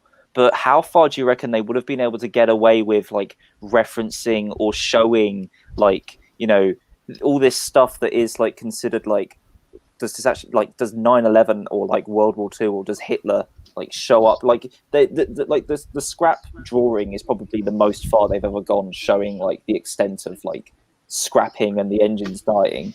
But, like, if they went further, at what point would someone, like, some sort of like publishing company step in and be like, you can't do this, you can't show the Twin Towers in the background of this Thomas book? Probably pretty early on. Lawfully accurate, like you can't do it. Like, no, it's different because back in the day he could probably do whatever he wanted, but now obviously anytime post 9/11 they'd be like, you can't show me. I'm sure Wilbur Audrey would have loved to have put the Twin Towers in the first Railway Series book. I'm sure that was one of his I just want to point out, in the hour and a half that we have been streaming, we have mentioned coronavirus, 9/11, and Nazis. I'm pretty sure this is one of the rules you mentioned at the very beginning of the stream, that we weren't allowed to go into like 9/11 conspiracy theories. We somehow talked about Nazis, but we didn't talk about the Markland engine. The Markland engine's like coming to Sodor. Right. The Markland engine. Yeah, the Markland, that's his name. His name is Markland, and he was made by Markland, so he's Markland, the Markland engine. Like diesel engine. It is very interesting how obviously the way that Thomas the Tank Engine and the Railway Series have been written to be books that are supposed to be almost 99% emulating real life, but it just have this one fictional element to it, that the fact that the trains and some machinery on the island, or just in the world, I guess, talk. It's very interesting how everyone seems to always then like immediately start jumping to the questions like, oh, does that mean like 9/11 exists? Like it's always 9/11 and like Hitler and World War II, and it really just sort of shows us and sort of says a lot about us as people, that we're like that in this very fairly innocent story where the only gimmick in the books, arguably, is supposed to be and was intended to be the fact that the trains talk, is that we can very easily that we always are always coming to the same conclusions about and point of discussion where we're just talking about 9/11 and World War II and Hitler and does it all exist and can the trains fuck each other? You know, like always happens. Now it's been biting in the chat for a while. There is no way that you can sit here and have anyone in the world can have a conversation about Thomas the Tank Engine and how it fits into the real world without somehow leading into, does that mean the planes were sentient that crashed into were the Twin Towers sentient? Were the people inside, were they prop figures? My God.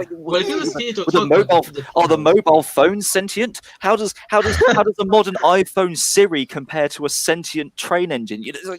It's so Wylie, in Thomas's to this. There's no escaping it. Guys, help us, please. Wylie, in Thomas's defense, the Cars universe gets the same questions. Yeah, the Cars universe is even worse because in the Cars universe, it's all machinery made for the ease of people, but people don't exist. Right. So that means all these real life figures would have been cars. Yeah. At least in Thomas, the trains still serve the same purpose they do in the real world. As it should do. So you're saying it's like tugs where there's no people, but they do. But even in tugs, they imply there's people. They imply it. They're like, the town, we got to save the town, blah blah blah. They just don't show them. They just don't show them. Yeah, exactly. I'm sure they did that intentionally so it wouldn't look like Thomas with the same. Well, also because David Mitton knew Thomas looked really realistic for the most part, and then you see the figures and it takes you out of the work. You know what I mean? Yeah. In tugs, he's like, I'm just not going to put them in. And that was totally in the show's benefit, in my opinion. Yeah. It's when it comes to making, because it's quite easy to make films and stories about sentient beings that usually aren't sentient, like horses or animals, or just that's very Disneyfied. But when it comes to vehicles, because the vehicles are designed by people and are so specifically made for people, and this includes things like Chuggington, Cars, Thomas, literally anything where there's sentient vehicles. How far can you or should you go when you are writing stories about sentient vehicles? How far should you go to emulate real life? Because Cars obviously goes to the full extent to just be everything's just like a vehicle, but it just acts like a person kind of thing. Yeah. Chuggington is sort of everything's very cartoony and sort of, but there's also I don't even count crazy Chuggington. exotic cartoony machinery that just also exists, and sort of they also have the controller is that signal thing that talks as well. So there's more. Chuggington doesn't exist. We don't know what that is. We don't talk about that. I don't know what it is.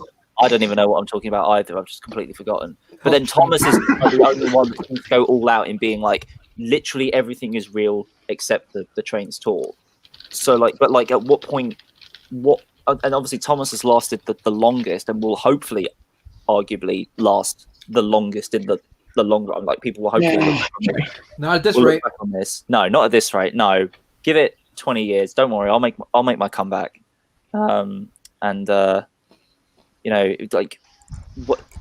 What's going to carry it? I think this discussion is that always talking about 9/11 and World War II. Yeah. You know what? Every comment is 9/11 happened in this and that. These conversations, right, is what will keep the Thomas franchise alive for the rest of the time. The end.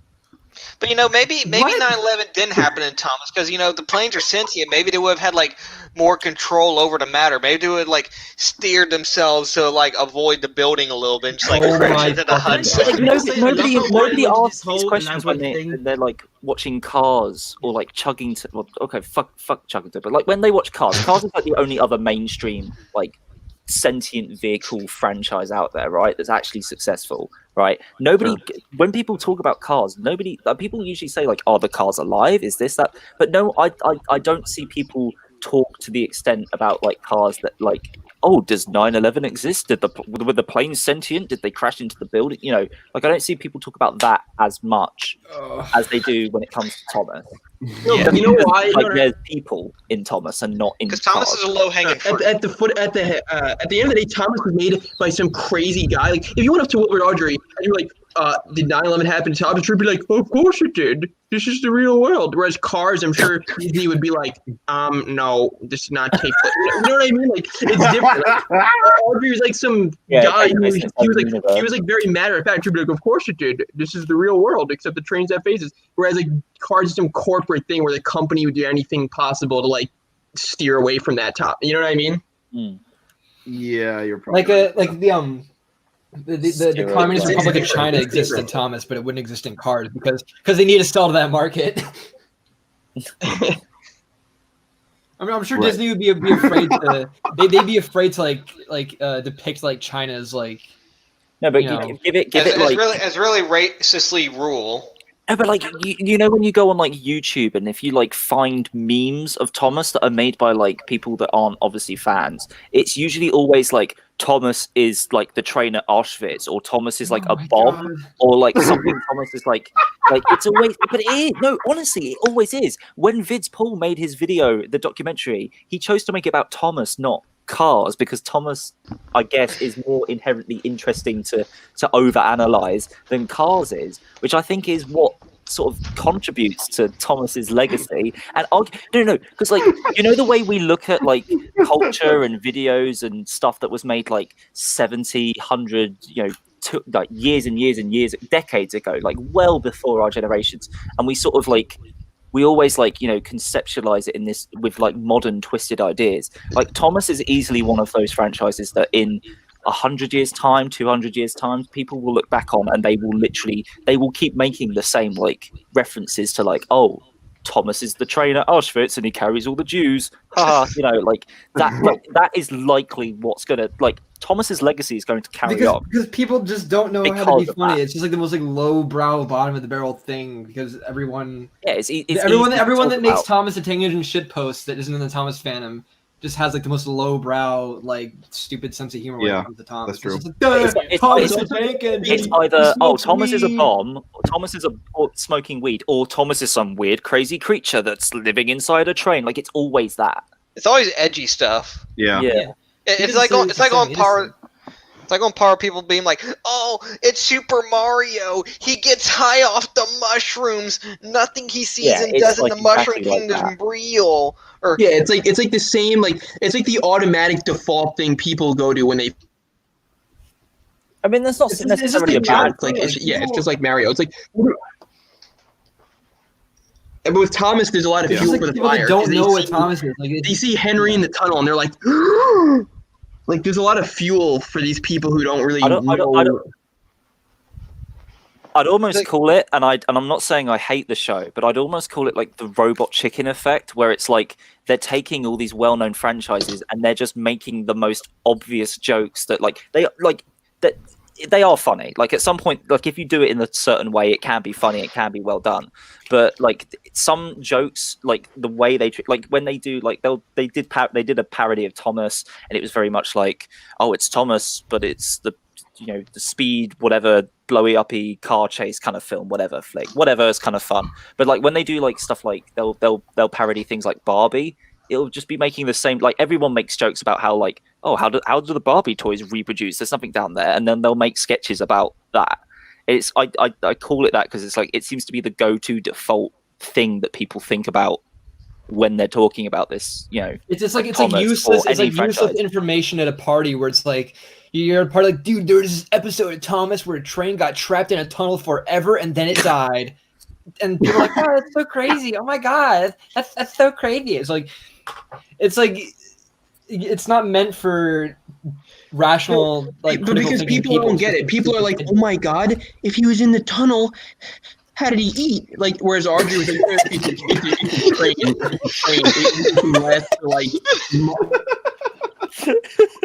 it doesn't. Decades, 100 years until he finds a train.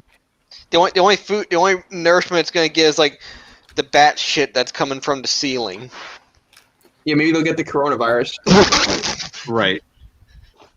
No, I was hoping Nemo would like remember a particular incident with that one. I remember that. I do remember that one. Do tell. Yeah, tell Nemo. I have to dig up the image, but I'll dig up the image. You start telling the story because I know where I have the image saved. It's on some photo bucket account. If I remember it rightly, it was a recent story. I think it was like a it was preservation era. It was preservation era. It was like a double header with 2 engines, and they were going through. I think at one point it was like Wales somewhere. Went through a tunnel. It was slightly uphill, so the engines have to work a bit harder, which means a sharper exhaust. And I guess the tunnel hasn't been cleaned out in a long time, because the exhaust from the first engine managed to dislodge all of the accumulated bat shit and general sort of disgusting stuff that's on the tunnel ceiling, and make it rain down on the engine behind it. So when it came out of the tunnel, the second engine was just absolutely covered in literal shit. But I think it was also the tunnel was still in regular use, but it hadn't been used by steam engines in a long time. Because diesel engines don't have an exhaust like that, so they're not going to kick it up as the steam engine did. No, so I was always confused by that because I knew what story you're referring to, but I guess we're now discussing the anatomy of bats. But how does bat shit stay up on? How does it liquefy and dry on the ceiling of a tunnel? It did. When it's upside down. It fell to the floor when the steam engine went through it. It pushed into the air and sprinkled it all over the place. Yeah, I get it. The steam engine goes inside, the exhaust from the funnel's going up and hitting the roof. But how is the shit there in the?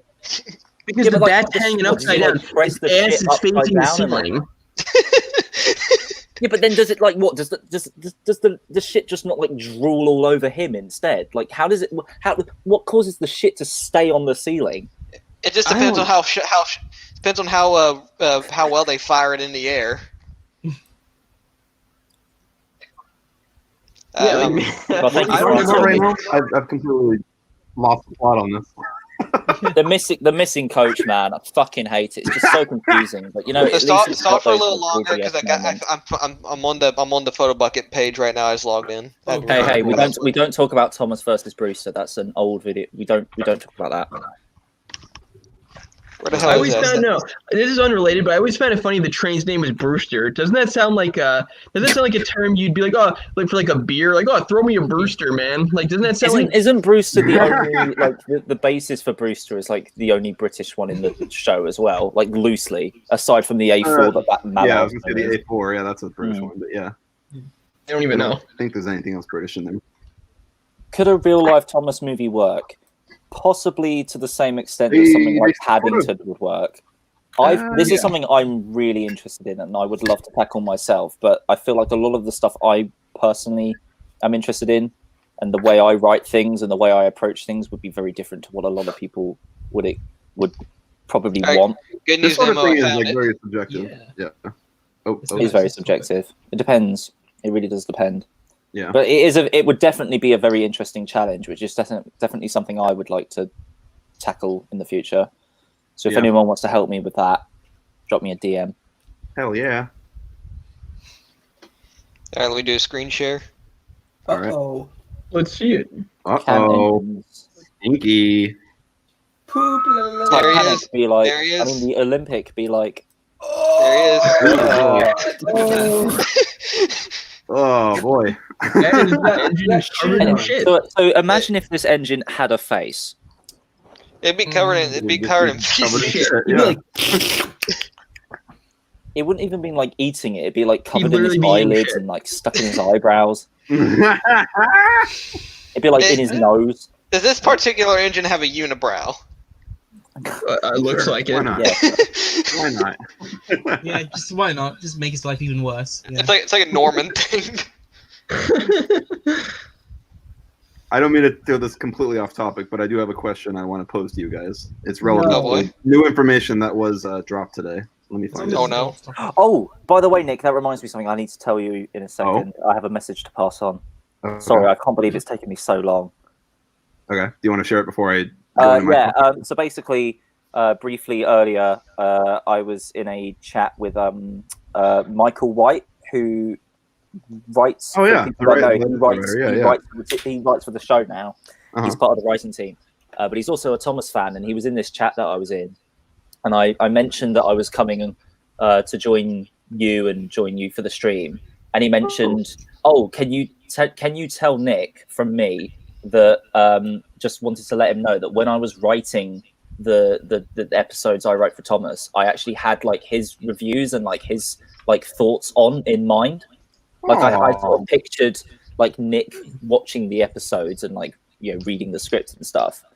That's like he's like, because I didn't really want to be like a kind of like a Sharon Miller, and I was like, yeah, I think you'll find that brilliant. I'm gonna say Michael White makes some really nice stuff. That's like the nicest thing I've like heard. That's incredibly nice of him. That's amazing. I will say his episodes are the best ones in Willa. They're the saving grace. Definitely are. I think easily. Yeah. That's the benefit of having a fan who who's with it writing for the show. You know, when you're making a show about trains, you need someone who knows what a train is to write about. Otherwise, you get like the majority of the Blubble episodes. It is nice because like even when Michael writes like the stories that arguably are very gimmicky, like the one where James keeps changing all his colors and stuff, like the dialogue and like everything, it was quite fun. There was still something about it that was very much like, oh, you can tell that like a fan is writing this, and the story is sort of like fun. I don't know. Yeah. There's something about it seems much more competent than something like, I don't know, who's like one of the other modern writers for the show. I know who they are. Yeah. Like when it's not like oh, Thomas or James ran out of brake fluid or something. Like it's yeah. Like that's stupid. We don't talk about that. But like Michael stuff is really good. So his stuff is definitely the best in the show right now. The Bulgy episode was like amazing. The Toby one was really good. Like he's definitely the saving grace of the shit stain that is Bubba. we need a Bubba episode where Birdie sends Ace to go get blinker fluid. We need an episode of Bubba where Birdie dies. Birdie die. needs to like fall off a bridge and die. That needs to happen in the show before it ends.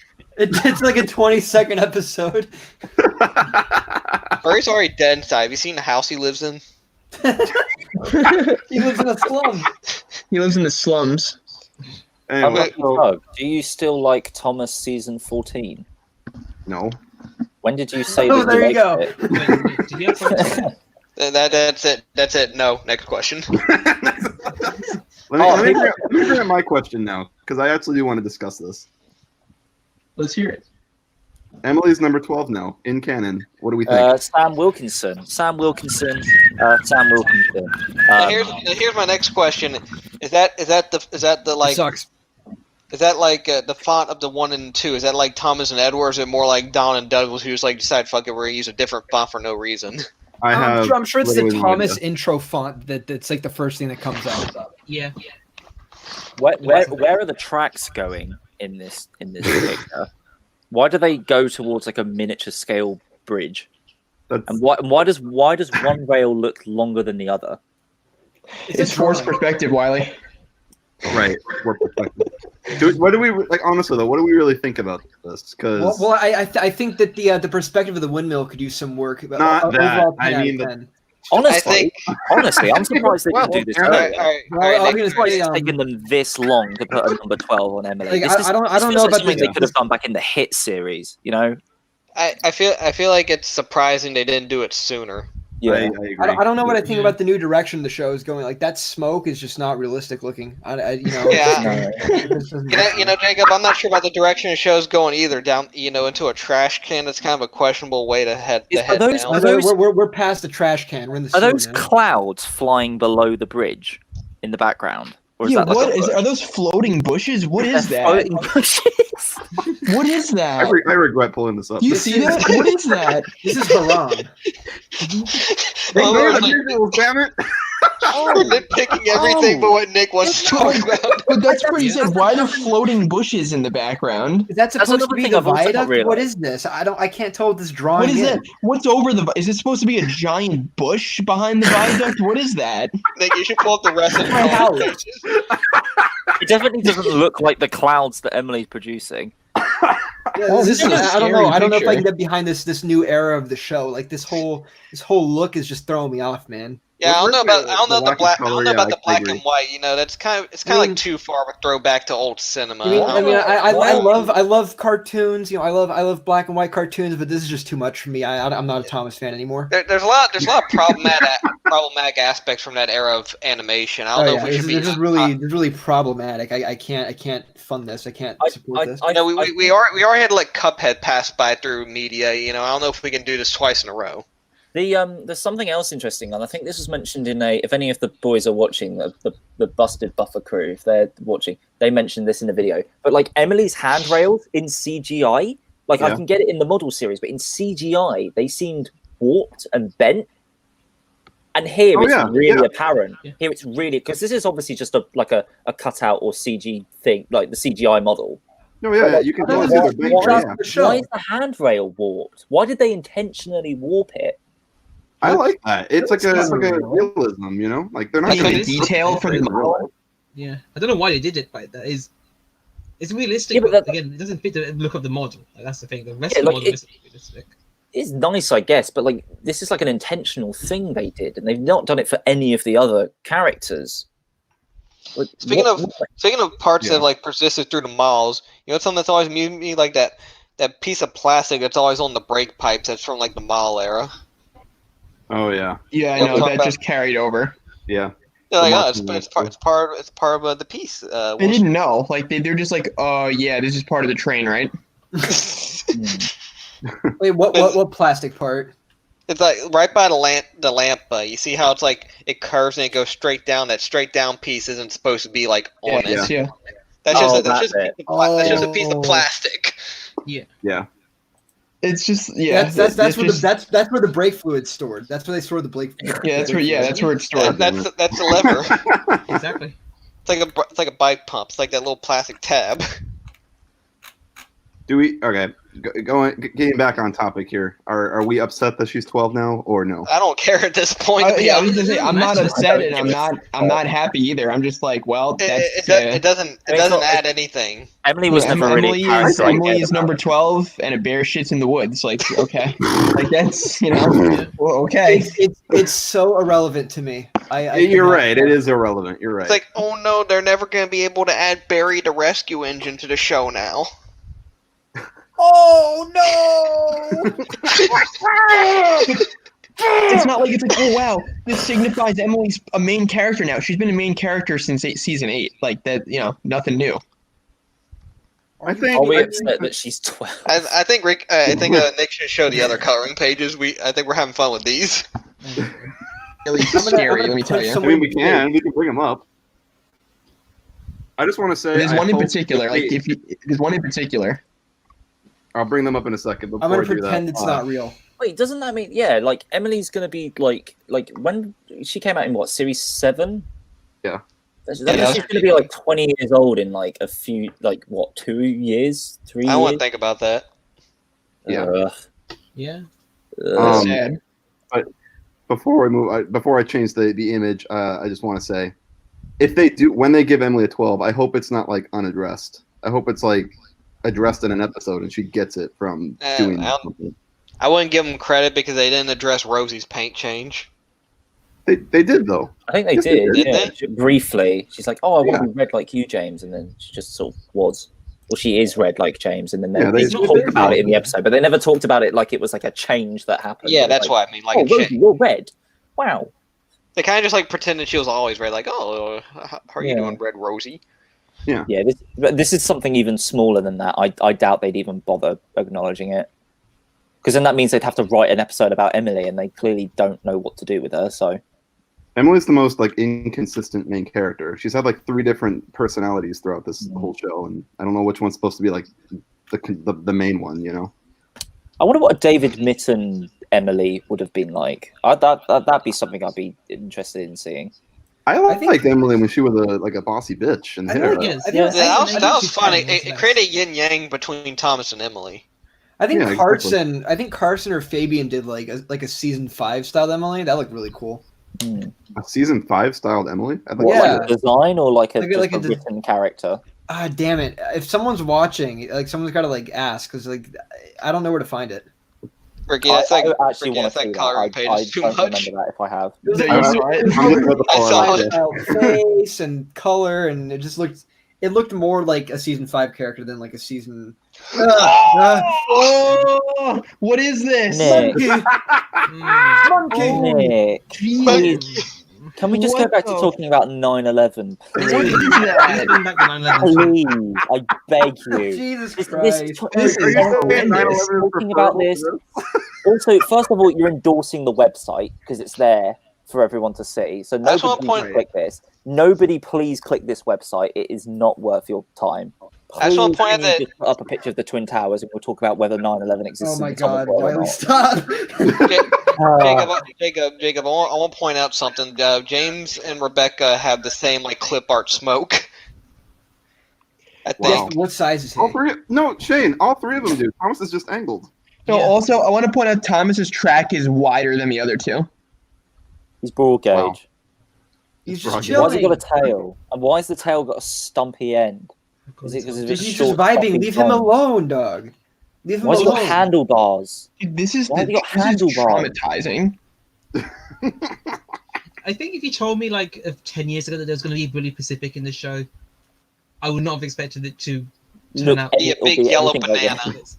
Not only that, just to result in this image, I could not have predicted that it would result in this image. Imagine seeing this image in like 2007.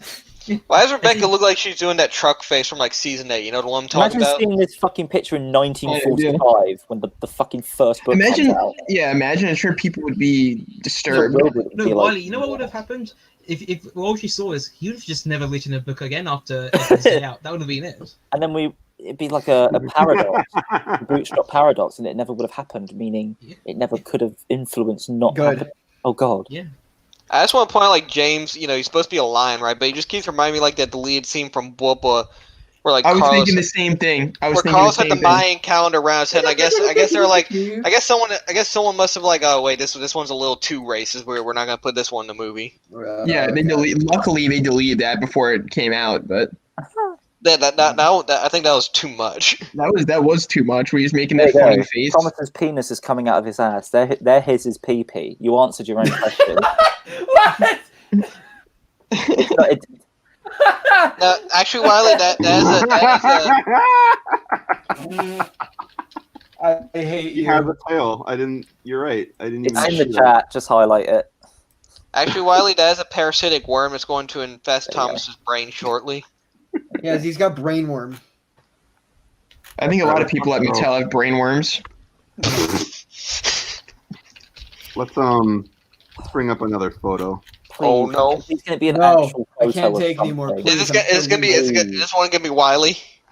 Please. Oh no, it's gonna be this. Oh, What am I? Oh, Jesus Christ! Stop. All right, moving on. All right, next I What am I picture. looking at? Okay, What am I I looking guess at? that's not one. Next picture. Sometimes Next I picture. love, looking right, at? sometimes Moving I Moving love on. the fact Moving that on. Wilbur We're not going to even Audrey address this one. decided We're not even to- So talking about about that shit again. Sometimes I Why is the appreciate buffer the What fact. is black? this? Why is the What buffer is being black? this? Shut up. Shut Sometimes up. I Moving on. appreciate the fact that Wilbur Audrey was like, you know what, my son's got the measles, right? What am I going to do? I'm just going to make up some stories about some trains with some faces, you know. Sometimes, and that just inspired this amazing, 75-year-long franchise. You know what? I'm just so glad. Sometimes I'm really grateful that he did that for us and brought so many people together, and then inspired probably one of the greatest children's television shows of all time. Sometimes I'm glad he did that. And sometimes I wish I could go back in time and shoot him in the face. Okay. Let's move on. Let's keep Whoa, let's whoa. keep the ball rolling. Keep the ball rolling. All right, next picture. This guy. Oh, for God's sake! What is Nick. that? Okay. All right. What? I'm muting myself. Controversial. This isn't that offensive. This could just look like this looks like any generic character from like season 17 to 21. I'm not. This is okay. I do. Is that Scarloi's cab? No. I'm kind of Is that amazed Carlos they- and Victor's face put together? I'm actually shocked about how close this looks like the prototype. So good, Yeah. good I'm for them. surprised this prototype is even in the show. Like I didn't Yeah, expect same. All right, next picture. All right, I gotta find it. It's the That new Thomas logo is kind of annoying me. It's like, oh, Thomas is going around the world. It looks like the Buzz Lightyear Star Command logo. Are we gonna have to are we gonna have to wait in line for like an hour in like some tiny stinky compound of plastic, and like we have to watch the fast pass line get loaded onto the moving vehicle sooner than we do? All right, let's move on to the next picture. Next picture. All right, next picture. Oh crap! Which one is it? Is it this one? Yeah, this one. Why is what's going on here? why is the face round? I thought cars had like square. I thought like it was dual. Yeah, what is this? Is it Ashima looks different. Yeah, you know, Shima really tends to have a variety in her shape, Ricky. Oh God. She's a shapeshifter. You know, sometimes she's a car, sometimes she's a train, sometimes she's a little more shapely. God, it's literally just misplaced on Hot Wheels. Why do they keep using the same like default girl face for the female characters? It's kind of stereotypical and almost a little sexist in a way. It is. No, it is. is. Yeah. Why couldn't they bring It's like all the girls have have big eyes, big eyelashes, and thick lips. Why couldn't they have just fucking bricked this abomination up in a tunnel and made them like for fuck's sakes, like Someone's in chat pointing out something interesting. Oh, what? Why do the tires have counterweights? Because they resized the train wheels to use on them. Yeah. The reuse of assets, that's why.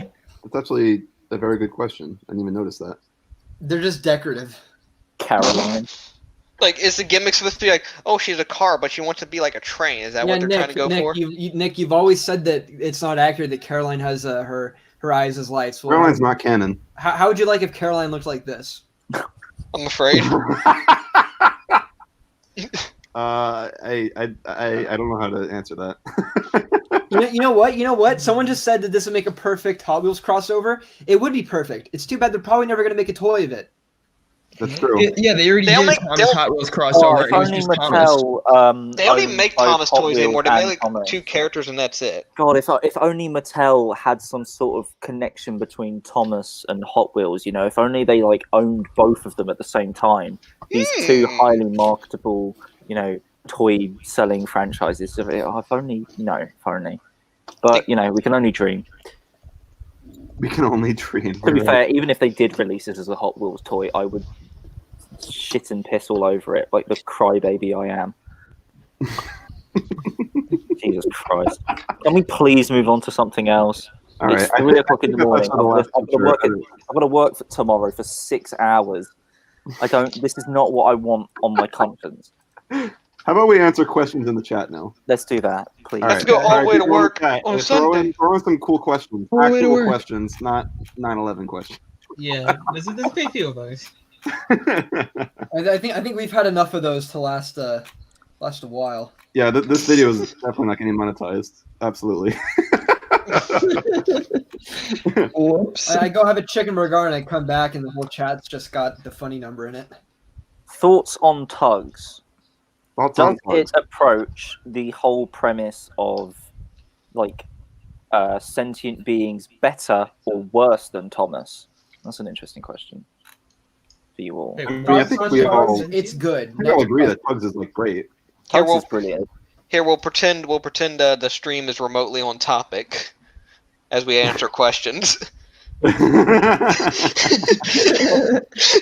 is your favourite Railway series story? Favorite? Oh, you know what? That's a good question because the whole point of the stream was to discuss like what we thought was the worst one. What is the best one, in all of your opinions? Thomas the Train. Single story, or like single book, or like individual story? Single story. What's the best story or favorite? I guess. For me, it's probably Super Rescue. For me, it is the McChicken. It's a generic For me, it is answer, the but I McChicken. can't fault it.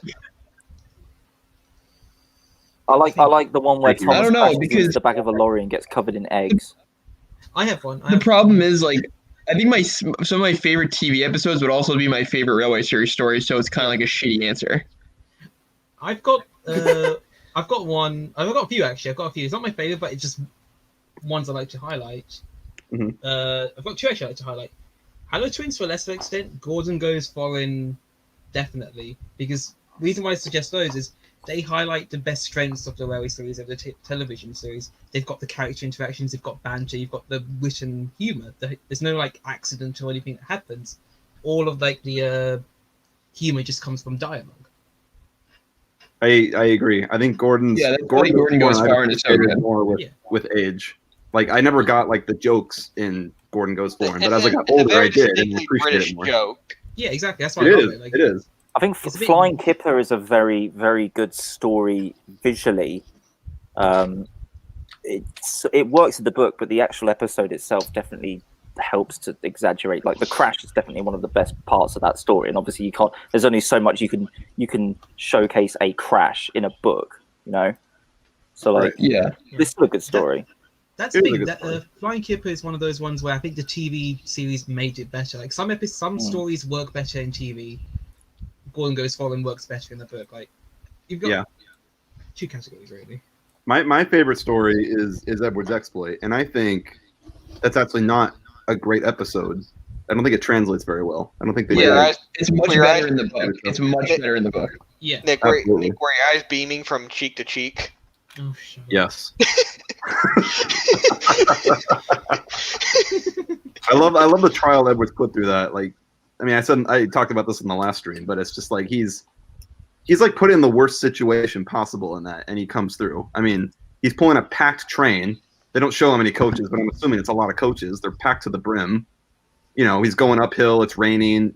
Fucking his side gets like ripped up, and one of his drive wheels doesn't work. Like, he's put through an extreme trial in that, and he comes through. It's a great story. I think I said to you and Nemo before, but I feel like Edward's exploit is like the climax of Edward's story arc throughout the whole Railway series. It is. Because That is the last it time we is. see Edward in Audrey's Airway series. Like, it's a perfect finale for him. Yeah. So I just want to point out a lot of things. Speaking of like the last time you see characters, you know, last time you see Edward in the Railway series, he goes through his exploit, he proves his worth. The last time you see Henry in the books, he does a super rescue, he befriends Bear. Yeah. Last time you see Gordon, he gets to be reunited with his brother. Yeah. And it has foreclosure on his fate. The last time James has a story, you know, his final story, he gets stung by a fucking bee. Yeah. That's appropriate. That's appropriate. Also, talking to like the timing of the Railway series, the Narrowgauge engines were characters before Harold the helicopter was a character. That fucks me up. Like because they were in the book. You cut out what? You cut out, Lucky. Yeah. Yeah. The first book, Narrowgauge book, came pretty 10th early. or 9th book or something. Yeah. Yeah, that was like Dolby. I forget that it's like a Dolby illustration as well. Every time I look at it, It was a I'm like, oh, Dolby era fuck. book. Too bad. The illustrations are horrific in that Like, one. it would.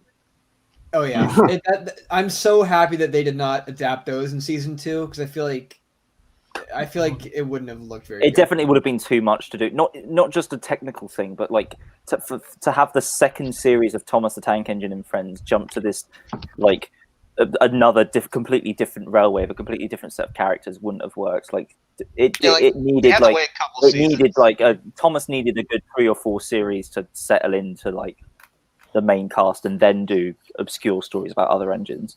You can tell even in season 3 they're kind of like grasping at straws for stories because like Thomas gets, Trust Thomas is basically like a reprise of Trucks but in standard gauge form. I know. I was talking about this with someone the other day. They literally adapted Trucks in season 3 and just replaced her handle with James and Peter Sam with Thomas.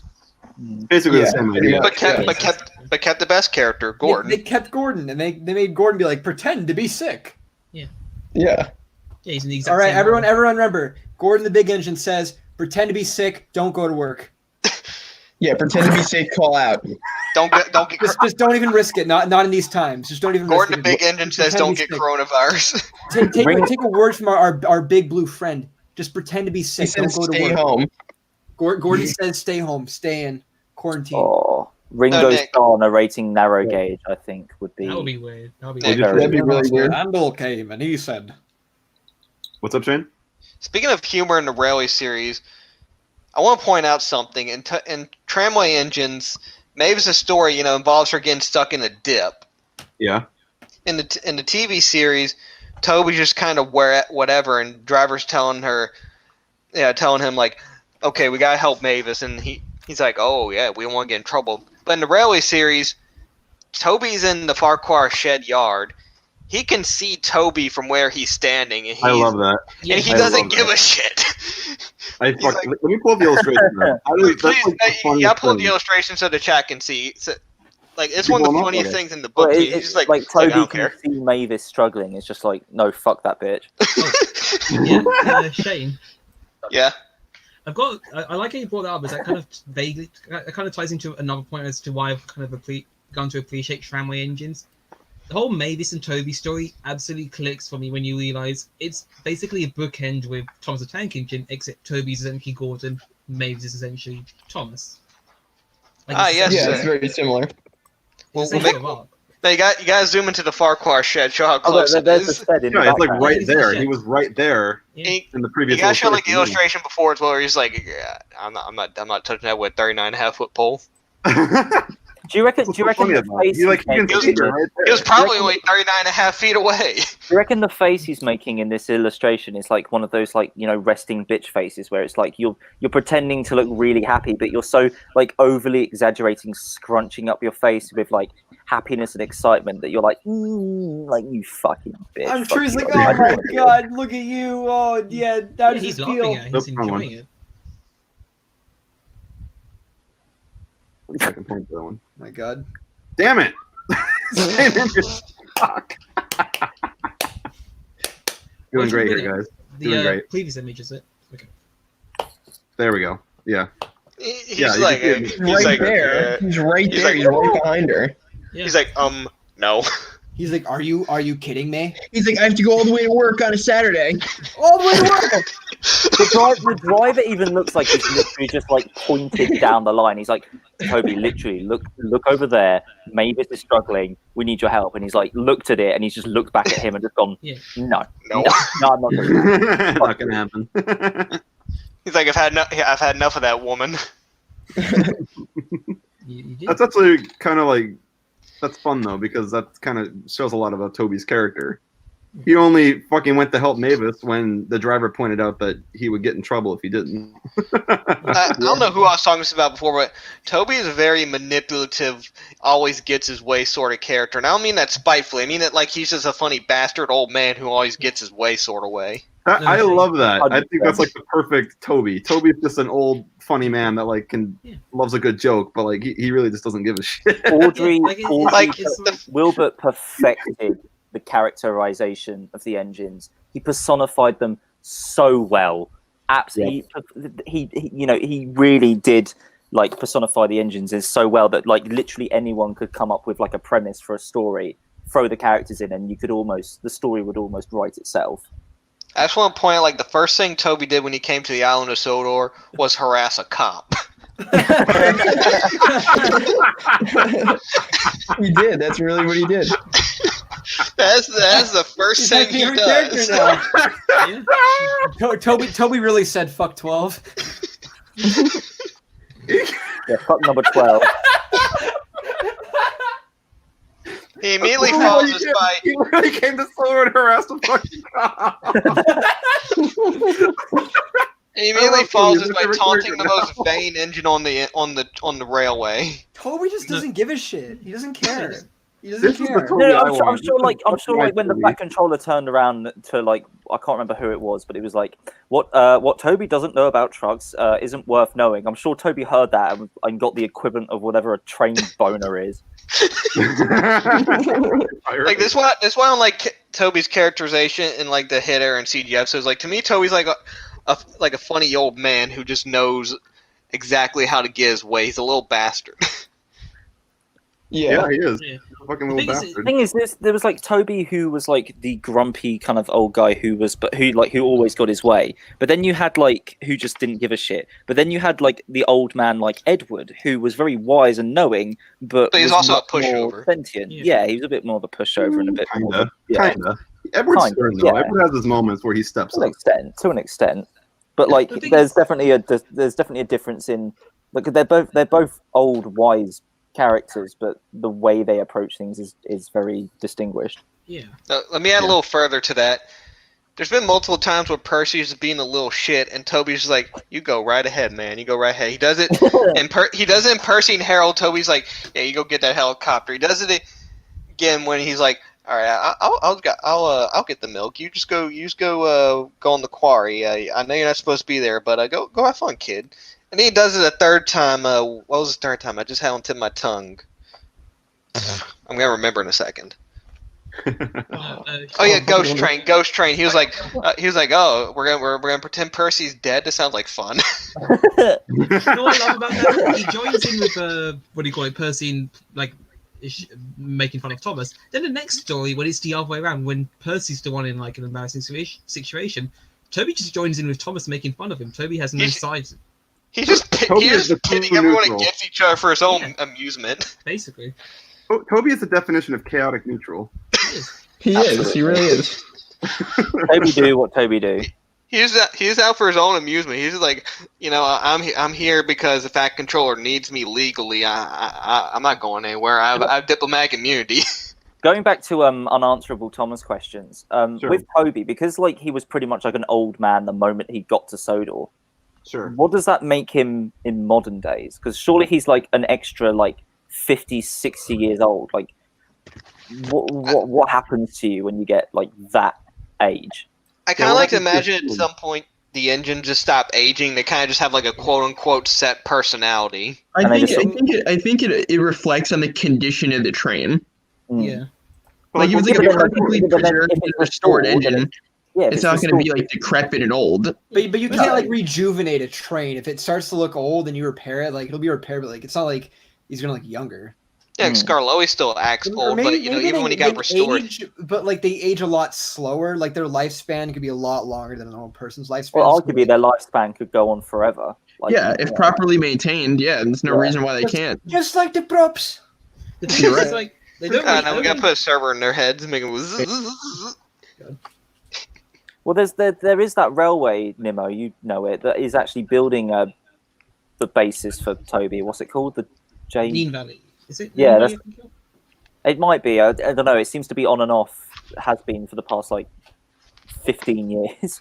But like, I would actually really like to see one of those in real life.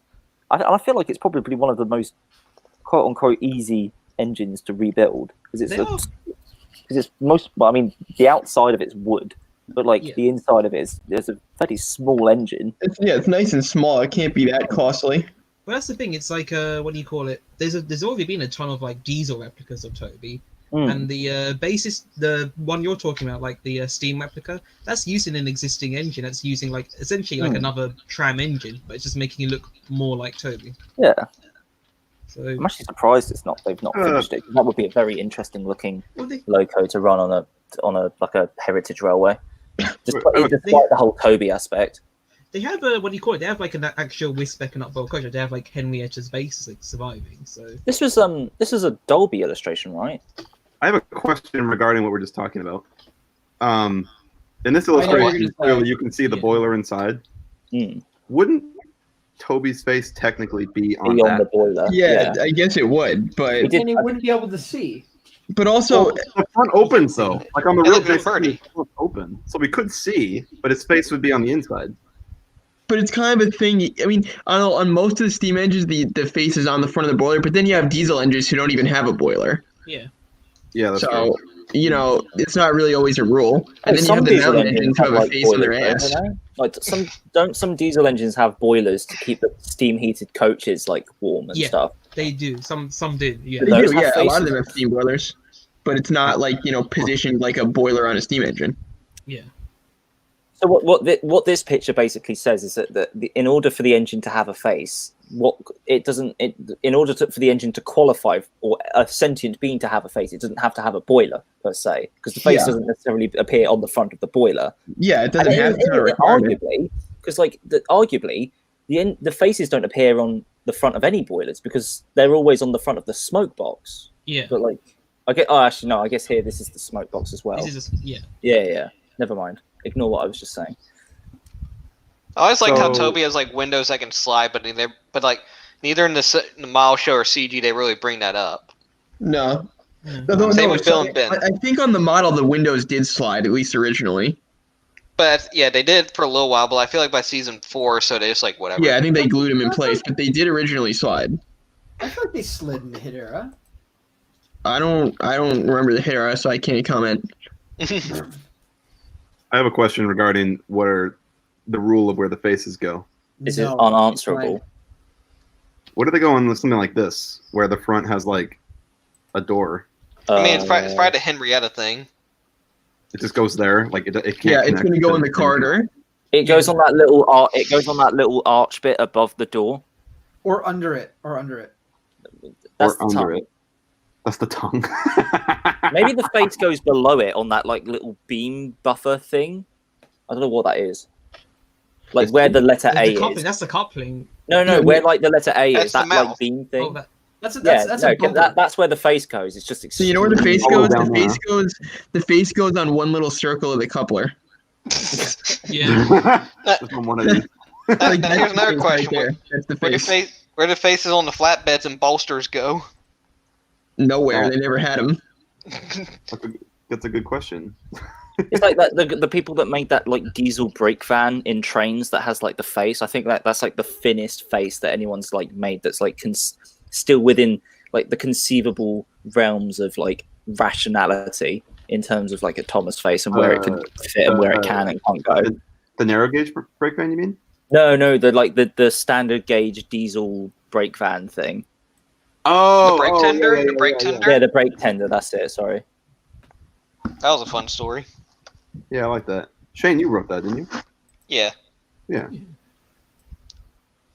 I remember I was going to do another story for Daisy. I was like, "Oh, Bachman's going to announce Daisy next year," and it didn't. And I was like, "I'm not going to do this anymore." And then, like, they announced like 6 months later. I was like, "Where's share my screen?" Do you guys know? I don't know, Jay. I've been working for me for a little while. The show Rosie and Jim. Did any of you ever? Oh yeah. See? Oh god. It looks like it'll have its face like that. Oh no. That's No, this isn't canon. No, this isn't. No, wait. Isn't there some annual or something that does them like this? Or am I crazy?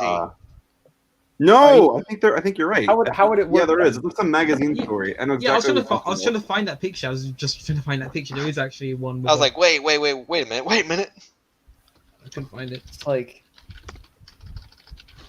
Yeah, it was like I know exactly what story it was. Give it buck teeth and a bear nose. And by bear I mean from the books, not an actual. Wait, Jacob, you have the opportunity to do something with this engine that hasn't been done with any other engine before. Give it ears. No. So it can hear. No, they all have ears. They're just very tiny on the sides of the smoke box. No, remember that? What was that? Oh yeah, oh god, yeah, the ears on the engines. Remember that? Oh yeah, like when there was this 1990s like Thomas magazine. Someone asked, "Oh, how do the engines hear?" And the Fat Controller or whoever was like, it was like framed as the Fat Controller answering questions, and he said, "Oh, the engines have ears. They're just very tiny." And this is the image I made. I made an image. Of it. Can't see them. What does that even mean? They're invisible. I think in the Railway series and TV series, they say Annie and Clarabelle cannot believe their ears. They have ears. Hey, can I share something? Cranky says he has ears too. Cedric Railway, Stephen, don't make fun of how I say ERs. Yeah. Thank you, Nemo.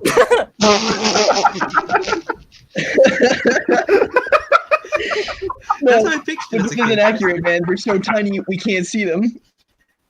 I didn't picture them like that. I just pictured. I don't think he said. He just said they're very tiny. I just pictured them being like just small. It's on the sides of the smoke. No, didn't you have a picture of the Q&A where they said that, Nemo? I don't think I did. No. We definitely found one. I think I've seen it. I fucking hope so. All right, this is what he would look like in the show. Thank you. Looks like Marge Simpson. Turn this off. It's This Marge. looks like a Rocco character. It does. Oh my god! No! Hold on. I'll return to you with my With a piece of art. with my hold on. Yeah. All right. What about the Cody Fell engines? Someone's asked in the chat. What about those? What about them? Yeah, what about? I honestly like the whole idea of them having two faces. Honestly, that's just I have no explanation for it. It's just In my mind, I'm just like, yeah, that's a dumb idea. Okay, they only have one face. Exactly. Moving on. If I were to ever make like some sort of rendition or like continuation of those stories, I'd only just give them the one face. Oh, ever. on the topic of the I've always interpreted this as like they have two faces, but like the rear face is technically a different character.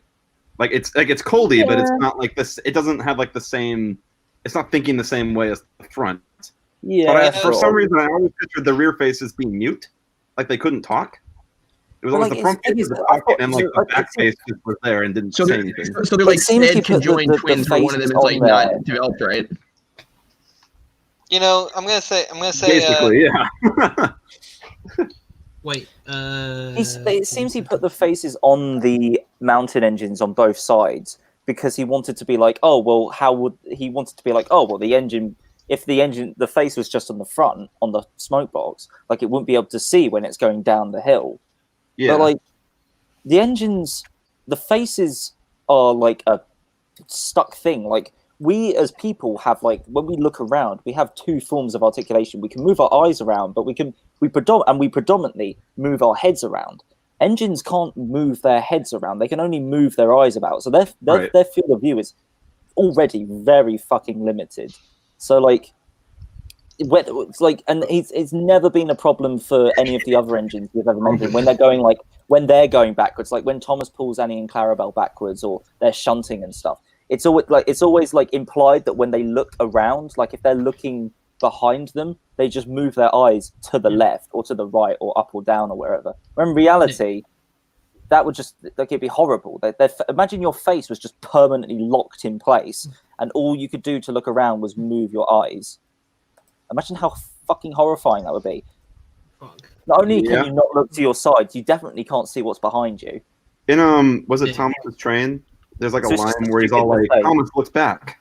How do you look back?"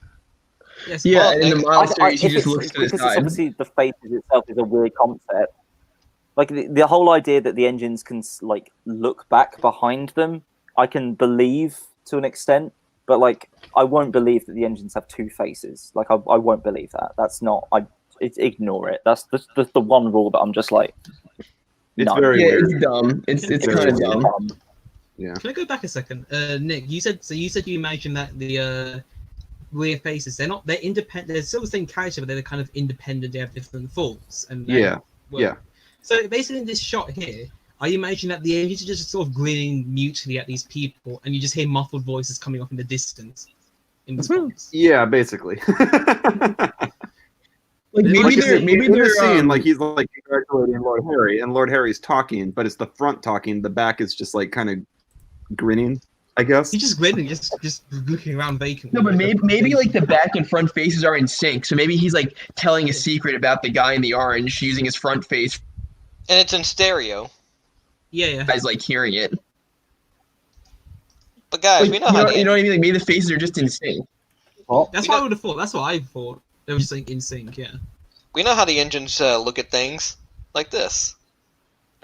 Oh. Stop. Of course. Actually, Duke's sneaking around. Listen, a blunt. When Thomas did this in Journey Beyond Sodor, y'all got really mad and toxic, but they did it in the Railway series. It was a reference. You're ungrateful. Y'all fans just complain too much. To be fair y'all. to the shows, has it happened since Journey Beyond Sodor? I don't know. I didn't watch the show.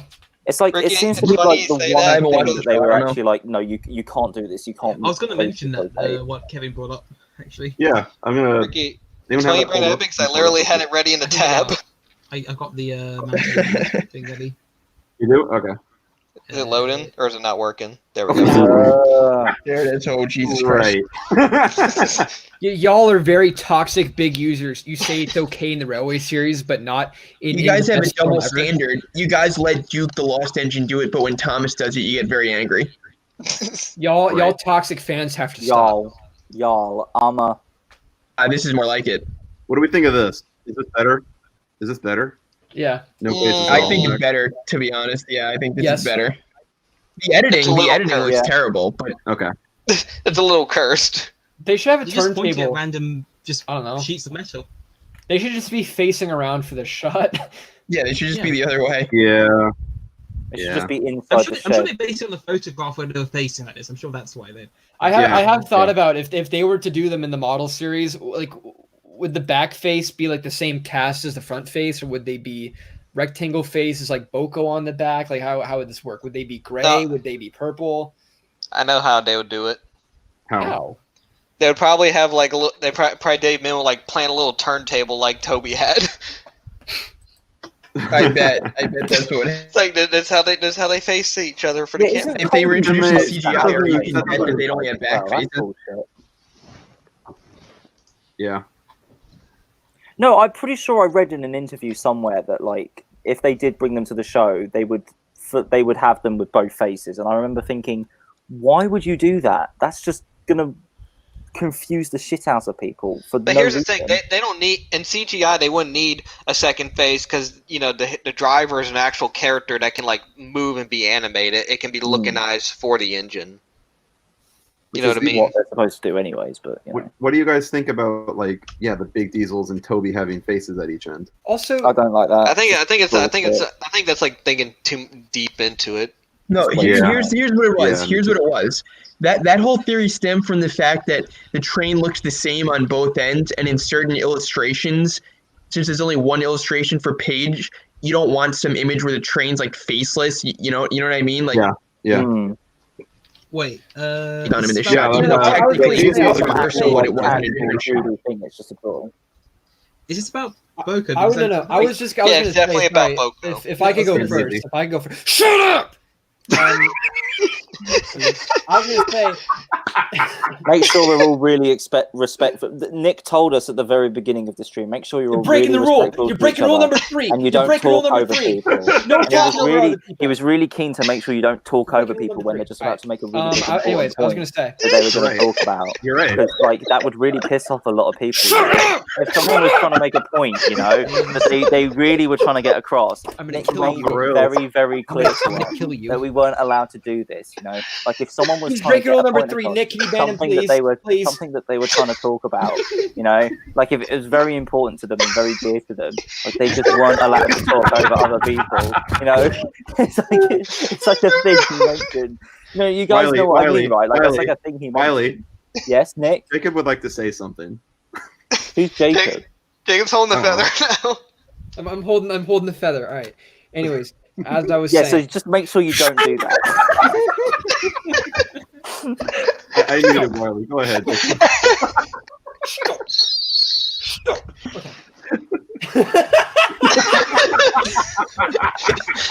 Wiley, please.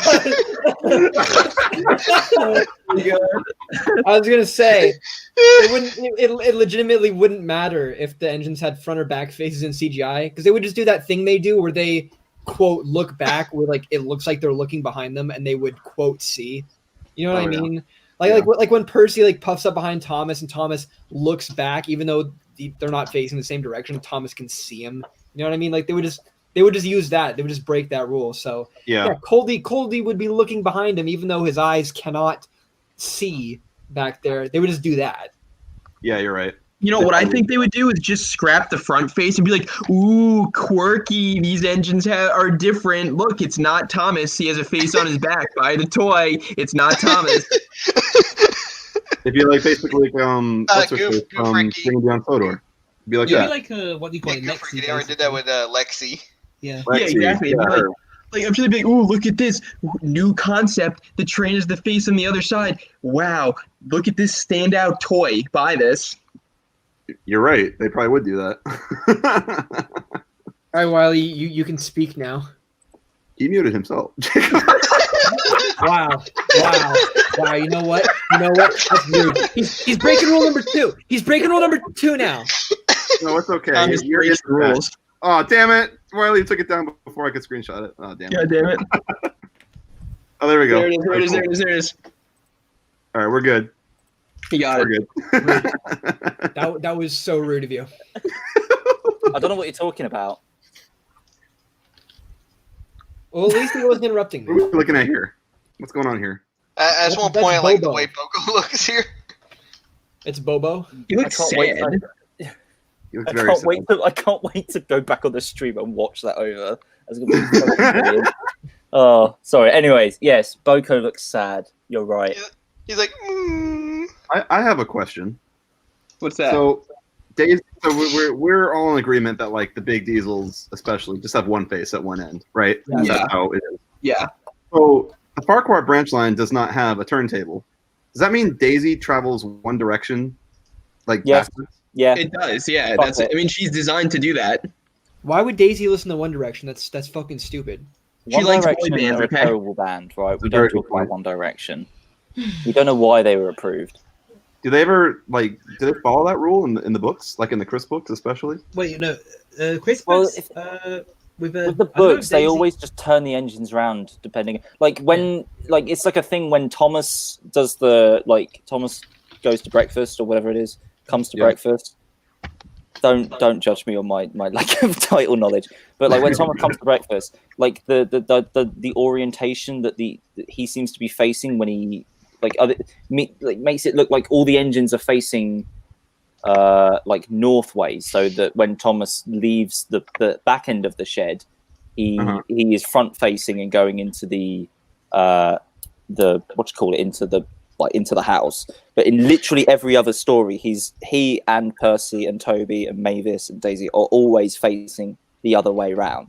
So in this one case, all the engines were turned around to face the houses, and it just so happened that Thomas made up some bullshit or thought up some bullshit and was like, "Oh, I can drive myself," and drove himself into the house. Just conveniently when he and all of his friends were turned around facing the houses. Now, I think that's a conspiracy theory, if you ask me. I honestly think that was a setup. Can I What? go back a second? Oh, You know, you asked about the Chris books, right? Yeah. And we were talking about Boko before. They definitely do put face on both sides. I can tell you how you can tell.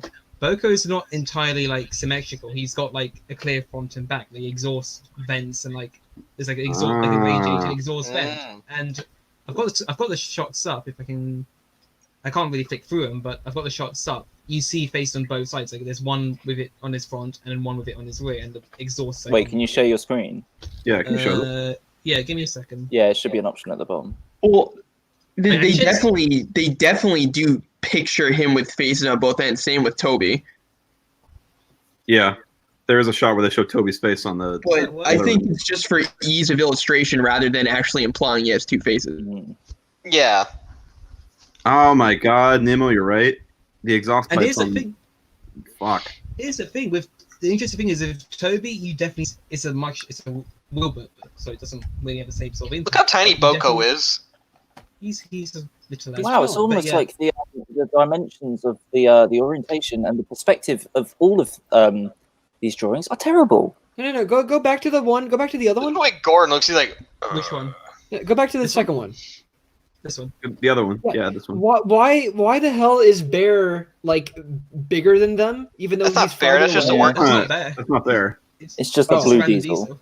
Sorry, all sorry, main diesels sorry. like look Nick, Nick, I were don't- you alike. even a real fan? Oh I'm my not a real God. fan. I didn't remember this very classic. Sorry, we didn't character. brush up on our railway series knowledge beforehand. This begs the question though, like, so if they show Boko's face at both ends, he has the full yellow front on both ends. How does the other version, where it's like halfway, come into Maybe play? one's full yellow and one's half yellow. Facts. But here they show both ends, and it's full I- yellow on both ends. I think Wait, the I Edwards got like the drew answer. Boko's face inconsistent because like in one like the eyes are above the yellow lining, but I think the yellow lining's like in the same spot. Yeah, Okay. I think it's just an illustrating error that sometimes it Yeah. covered half his face, sometimes it didn't. I Also, he just personally like him with looks the eyes like above the Spawn. yellow. I think that's kind of Yeah. Jacob is cancelled. Jacob, you've been cancelled. What did I do? You didn't know He's been that wasn't cancelled. there. You are not a true fan. Oh, I'm sorry. I'm not a Jake, real fan. Wiley. What's up? Big I user found is the- as big user does. I found a way to illustrate your knowledge of towards the names of Thomas stories, since you don't seem to remember them very well, right? Hang on, okay, yes. Think I found a good visual illustration. Okay. If it loads, there we go. Oh, good, yes. Yeah, we got This is breakfast great. time for Thomas. Maybe Yeah, it's Tom. Trouble on the tracks. Oh my God. We got Look at that Thomas guy. Goes Look at that guy. Crash. Thomas Goes Crash. Yeah, go back. That's my favorite story. Go back to the second one. Go back to the middle one. Wait, go back one, Shane. Go back one. Look at how they're like pointing at him and not moving out of the way. They're just pointing at him. Why have all the family got the same faces? They're like, hey, They're look not at even that. getting up. They're like, oh shit. No. It doesn't look like Thomas is even approaching him. It looks like he's invited. He's at the table with them. Looks like they cut a hole in the window for his face to come through. They could shove eggs down his throat. Why is Thomas got like a chin? That Ricky. The girl looks like she's holding the gun.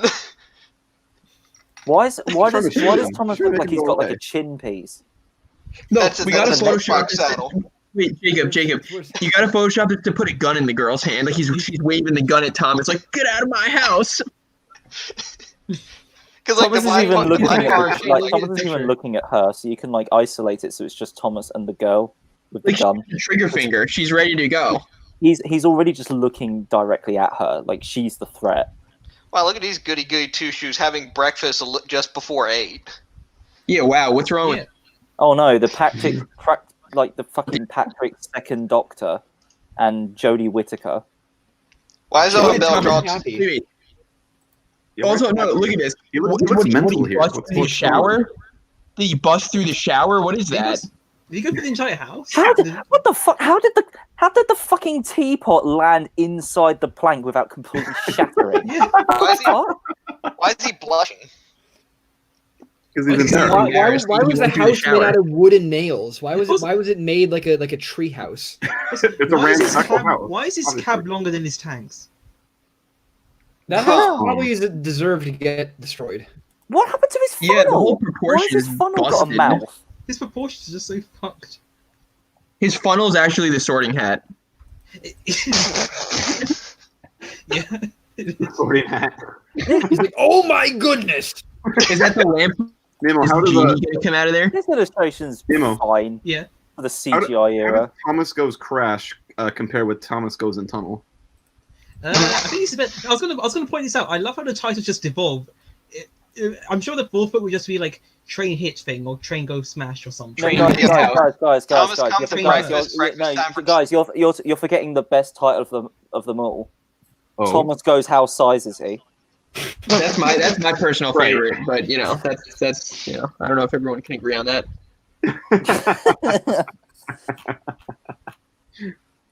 All right. Size Is He? Give chat. Give us some new questions to answer. Give us something new. Maybe something missing coach related so that we're not false advertising and lose monetary. Topic. I think that train left the station 2.5 You hours lost ago. money. Yeah. Nick, did you honestly expect us to talk about that for like 20 No, of course 3 not. hours? I What expected did us to you start want with this to that be? and then just let the conversation go wherever it goes. And it's very much Thoughts on season 12? Season 12 is like the worst model season. It sucks. Yeah. The sets are at their worst. I wish Yeah, me and Jacob have been talking a lot recently about how we could possibly do animation for the like how could we animate the faces on Thomas so that Just do they stop blend motion. well with like the live action sequence. Exactly, and we thought immediately think of stop motion stuff. And we thought if they had gone for that sort of approach, if they had gone for a more stylized approach to the faces rather than just tacking on some CGI face recreations of like, you know, tacky recreations of the original face cast. If they'd actually gone for some sort of like stop motion effect and tried to match the lighting and, you know, the sort of the quality of the scene properly, then they really could have actually, like, even though the stories would have been terrible, at least the look of it would have been something unique to look at. But no, they just no, they didn't care. Well, because season 12 was incredibly rushed. I like the idea a lot. I really do. Like, Yeah, it was a good idea in theory. It was, element. I think it was that's a a way to really get the cool best idea. of both worlds, but we got the worst of both worlds. Well, yeah, the end result wasn't very good. It's aged terribly. If you watch Yeah. so now, it looks awful, just awful. But Ricky, this is a good one for you. What? What's There's that? one Why? that's asking that's like, what's the worst model? Like, I guess what's the worst prop? The worst prop? Let me think about Yeah.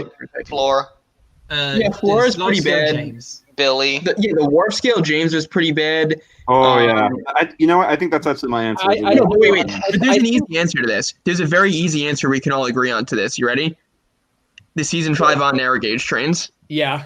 Yeah. Ooh. You're about to stir some emotions in the chat there. Okay, fine. I don't like them that much, but I don't think they're the worst. Jeremy. Some of them looked okay.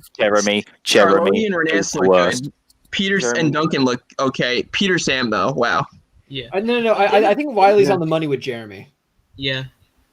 Well, It's I just consider either that Jeremy or the Worf scale James. I don't know how they could botch a character more than they botched the Worf scale James. I know people like, but it looks good. It looks like James. Oh, I remember this because I was born in 2005. It's like, yeah, but it sucks. It doesn't look like the James prop. It looks like a caricature.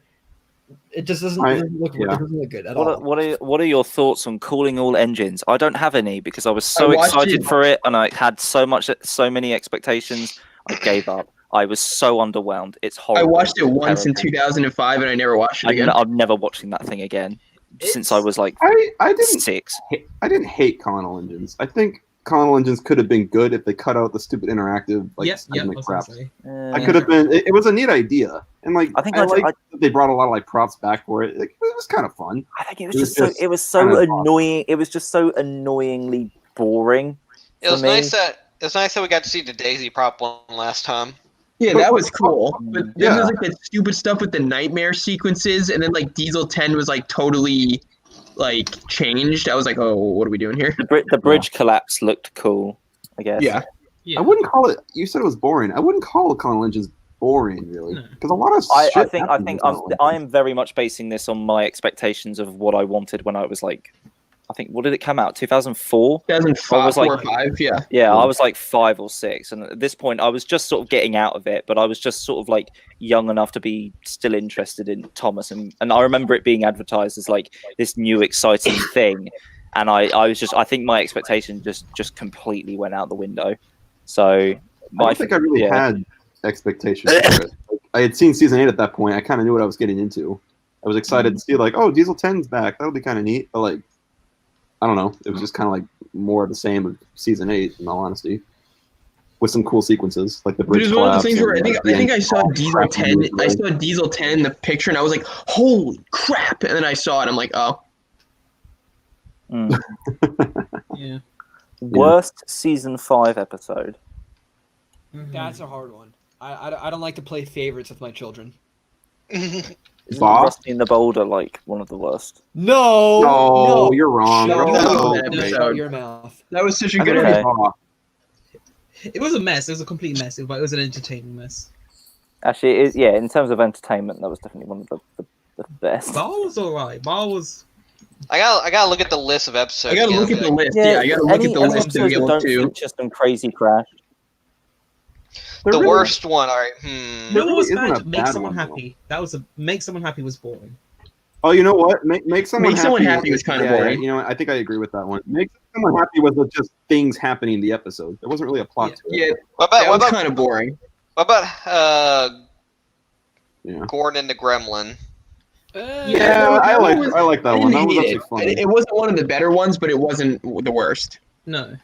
No, unpopular opinion. I didn't find Snow that interesting. Oh, get out! I like Snow. Snow. That one's awesome. I feel like Snow has the narrow gauge Rusty in it, so it's good. Snow's a really good episode. Jacob's gonna get very angry at me. I never liked your Top Hat's Holiday. What? You didn't like the Top Hat's Holiday? I never really liked it. That was a decent one. Hilarious. I'm gonna kill you. It was about like the figures. It wasn't about like the choo-choo trains. That's why I wasn't good. Sorry. Yeah. Did you like Lady Hat's birthday party? Not really. Sorry. Oh my god! No. But that was better because Ricky, George in it. you better watch what you say because I know where you live. You do, but you can't go see Ricky right now. Why don't you disclose where Ricky lives in the chat for us, Jacob? I'm sure we'd all like to. 1, 2, 3, 4, 5. He lives in Corona Land.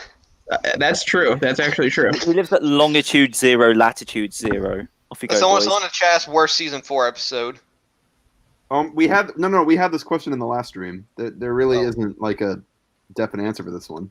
Maybe like Okay. I think Can I just say, whoever asked the worst season 5 episode, Amaze, your fucking profile picture, the Oliver with like legs and the arms like holding a gun. That is the best fucking thing I've ever seen, and I wish we had more Oh people God, I like love you. that. Thank you. You gotta make the legs buffer though. Yeah, and the arms. Yeah. What? No, not the Oh. arms. He's Oh, it's on he's screen. skipping weights. He's skipping weights. I love it. I want to see someone do this with like the Buckman or the Hornby Oliver. Just put it on some like legs and holding a gun with Someone like an better do angry it. face on it. What's a good Star Wars figure we can like use the arms and legs from? You got a lot of options. Barbie, take the Barbie figures. Give him Barbie legs. Yeah, no, a Barbie one would be just so long.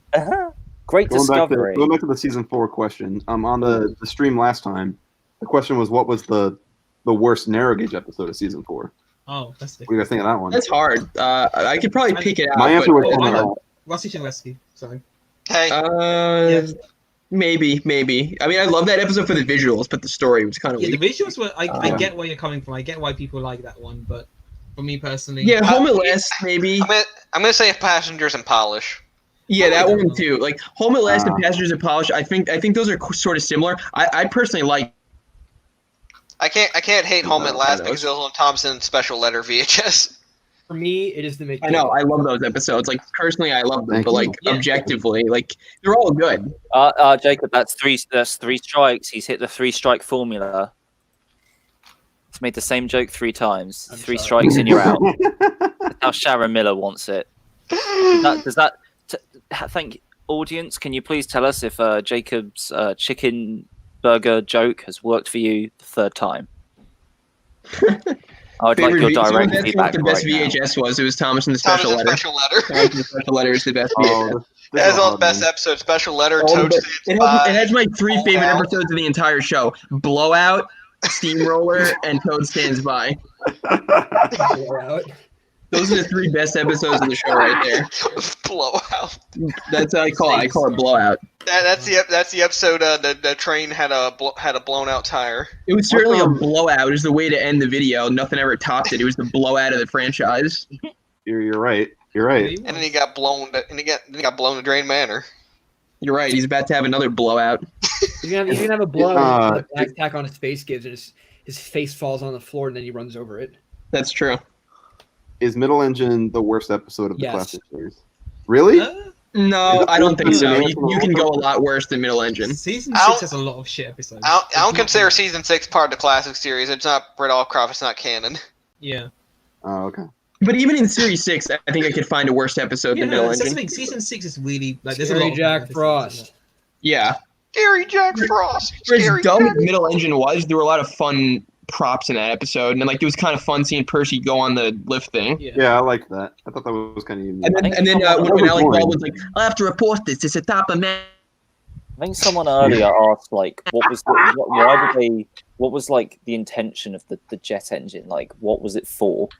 Why did they build it in a way that it could be activated To sell be used on toys. a To sell railway? a toy, Oh, Wylie. toys. You're right. There you go. Oh. To sell a toy.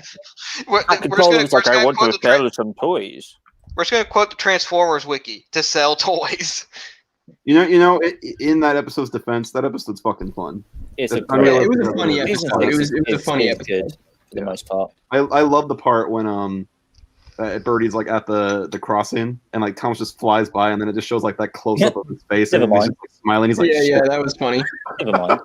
That's the thing. It's like it's another Season one. 6 is what, like, at the very least, modern Thomas should aspire to be like. Like, it can't. There's no way it's going to be as edgy as Series 5 or have that sort of classic vibe that Series 4 does.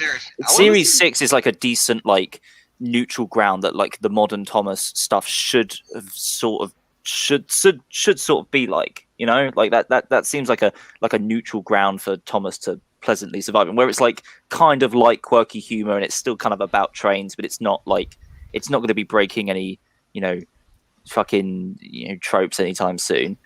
Yeah. I'm kind of on the fence because I feel like season 6 waters down qualities from season 5 that made it like interesting to a slightly older audience. You know what I mean? Yeah. Yeah, No, it that's did. the thing. Like as we were getting older, we're watching the newer episodes, and like it almost felt like season 5 was like growing up with us a little bit. Then you get the Magic Road, season 6, just like a nosedive in the opposite direction. It was opposite. Yeah, it was the opposite way. The thing with season 6 sure. is it's not absolutely horrendous, but I see it's the start of like the stuff that would come later on. Like that's why it kind Definitely the start of began. something. Yep. I'd say, Well, I'd say- that's the first season they brought outside writers in, and boy did it show. Yeah, it really fucking did. Gordon pulls the express. Percy pulls Percy the mail. takes the mail. All the engines Yep. like to be useful. Okay, how many? That was the start of every episode for the next 20 years. Yep. Yep. Unfortunately. There are stories about trains written by people who don't know what trains are. Yeah, Yep. but they didn't even know who the characters were, so they just relied on the main cast a lot. That's why we never saw like Boko or Daisy again, because they didn't even know to write them. Yeah, they didn't even know who they were. Like There they had wasn't no a- idea. There wasn't an agenda. It was just like, well, what's this? This is Thomas. This is Gordon James. Okay, bye. Like they there's a large cast. Like they were trying to wrap their head around the main like 7, 8. Never mind get into the other characters. The joke is like they had so many props and resources they could use, and like the writers had no idea, so they never got utilized. And they again. still couldn't get them bloody right. Meanwhile, Yeah. Dave Min at least knew like what to use and how to have fun with it. But like second you get him out the picture in season 8, none of that got used at all. Yeah, again. exactly. He still knew to be like, oh no, we're gonna put Duck in the background. We're gonna put Oliver in the background. We're gonna do this. But then once he was gone, that was it. They're like, who's Percy number 2? We don't need him. They're like, Yeah. we don't. If it's not part of the script, it doesn't need to be in the visual at all. Yeah, exactly. Rusty's a It was woman. also a conscious effort during that time to streamline the cast because they thought they were going for the lowest common denominator. If one person gets confused, that's a loss in their book. So they're like, okay, we're only going to put the main 7 engines plus Emily in. That's already enough characters. We're not going to confuse anyone by putting 2 small green engines in or this whatever. That's it. Right.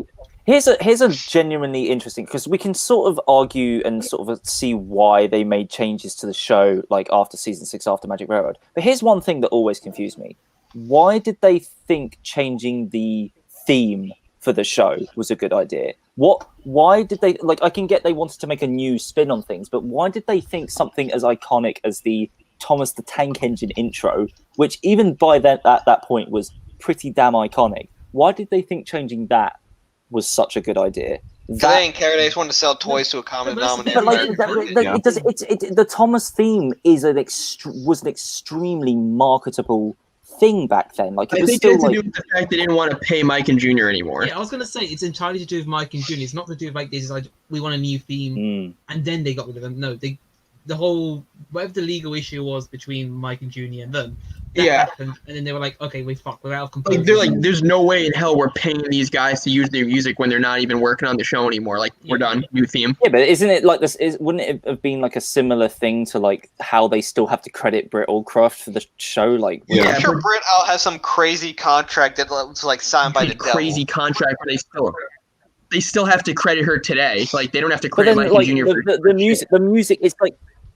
It's like the same thing with like the TCC on our behalf. Like we made that for the show, like we made that for Thomas, for them to use, and they could use that however they want. Like once arguably, if Mike and Junior have written the music for Thomas, that's no, it. but their Thomas, contract it's said not they fair. still need to be like get royalty. Like you know what I mean? There's a different contract. Like Mike and Junior's contract was definitely like, oh, we'll write you the songs and we can use them, but we still own the rights to the songs because we wrote them. Even Yeah, so, the that's fact that they something. changed it to be so completely different, like even if they didn't use the original recording, fair enough. But like, because they've used the like when they because in the Adventure Begins they've reused like bits and ditties from like the original music, but I think that I imagine they haven't had to pay Mike and Junior royalties budget for that one special. They'd rather pay y'all like I think they did. I think that's why they only own did the it rights once. to the music. They just they choose not to use it. Wait, what were you saying, Jake? I don't know about O'Donnell's that. like, well, they own all the rights to it. He's like, I well, don't know. Ask Entertainment who owns the rights to our music. Because no. I think they do own the rights to the music, but I think if they use it, they have to credit the creator. Like I think they do own the rights to it. Even so, like whether or not they want to, like whether or not they were willing to pay the rights to the music or not, because they could have very easily just have gone like, okay, well we want to still use the Thomas theme because it's so iconic, but we'll just pay to like they probably were like, oh, we want to pay. If Mike did and Junior did have the rights to it, you'd think they'd at least like be like, oh, we'll pay you like a gazillion dollars, like Disney will with George Lucas, to buy the rights to the theme off you, so we can still use it for our show. Because like, why would who decided? Yes, we need to change the theme because the theme is definitely something that because I can imagine, you can understand why they change all the other aspects to an extent, because they're like trying to pussify it for like 3-year-olds. Well, that's what they were trying to do. The theme isn't exactly something that's like the children would have loved the fucking theme song. Like, that's the one thing I don't understand why they were like they seemingly decided to change out of the blue, like willingly. They also had this idea. They also had this bogus idea that like they were making it for PBS, right? And you have to understand how these people think. They're not like, oh, Thomas has been around in America for 20 years. They're like, it was Shining Time Station. Thomas has never been on the air in the United States. They won't know the theme. We have to create a whole new theme for the first time Thomas the Tank Engine is ever on TV in the United States. I guess Shining Time probably had a lot to do with that. So basically, it was all your guys' fault. Go fuck yourself. It was. If you read the SAF interview with Sam Barlow, the script editor, he's like, we totally changed the entire show for the Americans. Like, we totally did it for the American audience.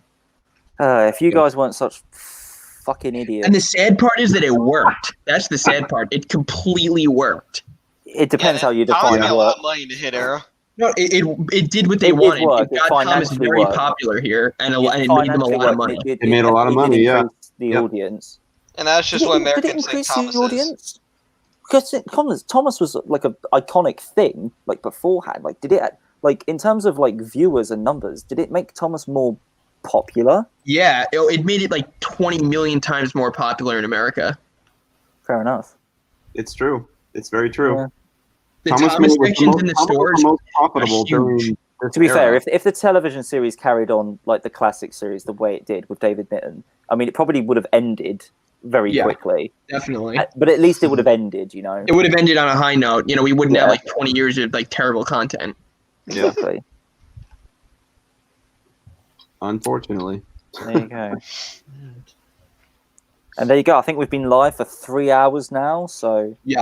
Yeah, we cut it off the live stream at 3 hours last time. Maybe we should wrap it up. Yeah, I have work in 6 hours. I'm a little burned out myself. Wait, sounds good. Think we should end it on like one last good question, or just pop it now? Do you say you're gonna burn down a house? Wow. Is the house? Would the house be sentient? Like, would it have a face? And where would the Master's house sentient? Someone asked this question earlier. Would like Knapford Station, could that be sentient? Yeah. My answer to that is Owen is a building, and that's sentient. So like. Okay, I think they know what they're doing with limiting Owen. it to just the Railway series, though, like, are there any buildings in the Railway series that are sentient? I don't think so. Then we just let the TV series do its own stupid fucking thing for all I care. They've pushed the rules so much that honestly they can just do whatever at this point, and I think we all agree that we just don't give a shit at what they do anymore. Yeah. Like. Yeah, basically. I don't think any of us are really paying attention to what they do anymore, anyway. Yeah. Like, they make, like, cranes, I guess, are fine, but, like, they are mega structures.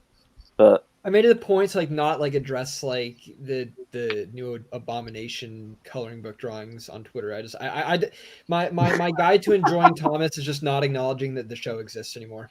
Don't worry, Jacob. I'm sure everyone, if you're listening to this and your only interests are Thomas the Tank Engine and sort of trains, please do better. Please go out there and find some more general interest. It's not that. It's just like I don't think you need to watch every single episode of the show and wake up at 1 a.m. to watch like the Italian releases of the episodes. Guys, you will No. do so much better with your life if you stem your interests beyond the realm of Thomas the Tank Engine.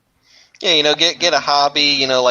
Get invested in what's a decaying fandom? Star Wars. At this point it is. Actually, don't even bother investing in a fandom of some other of some other thing. Don't bother. Trains are a good like stemming point for if you're interested in Thomas, but like it does help if you have like you can stem into like something a bit more general, like I don't know, music or acting or filmmaking. Filmmaking is usually a good one. Because there's so many. This is something I talked about in a recent live stream, and I'll try to keep it brief. But there's so many people on YouTube now that are like content creators because of like people like Leo Kim Video and stuff like that, and they take inspiration from the original Thomas and the Model series. There's so many people now interested in filmmaking and practical filmmaking. So get out there, guys, and get just busy. Blow all your finances on a game you're dreaming of, and just see where that goes. Yeah, and become a gamer, and hide the hippo wagon somewhere. Go spend £1,000 on a new PC, £1,000 on a decent VR headset, and then £100 on Half-Life Alyx. There you go. Enjoy some games, you gamers. And we'll put the crane somewhere.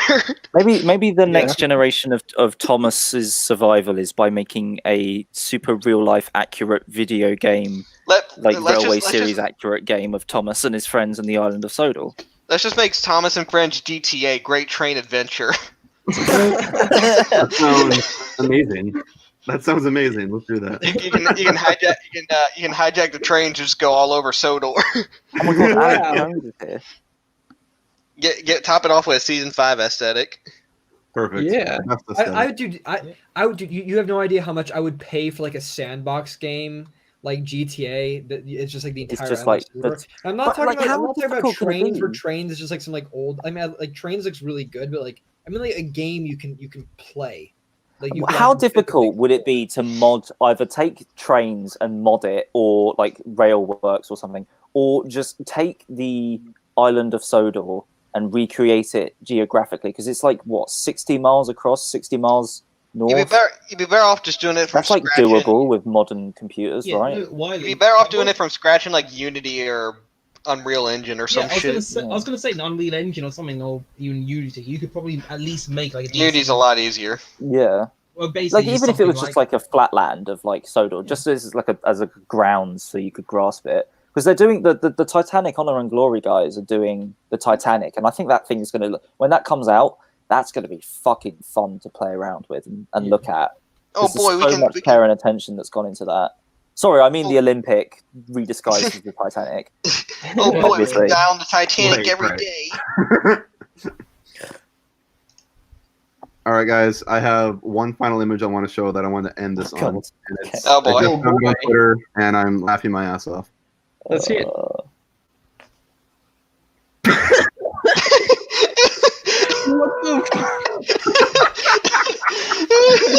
What a profound image. And we are done. Oh boy! Hey, Wylie. Hey. Bruh. Is it over? Is that it? Over. Alrighty. Are we still live? So. Auf Wiedersehen. Bye.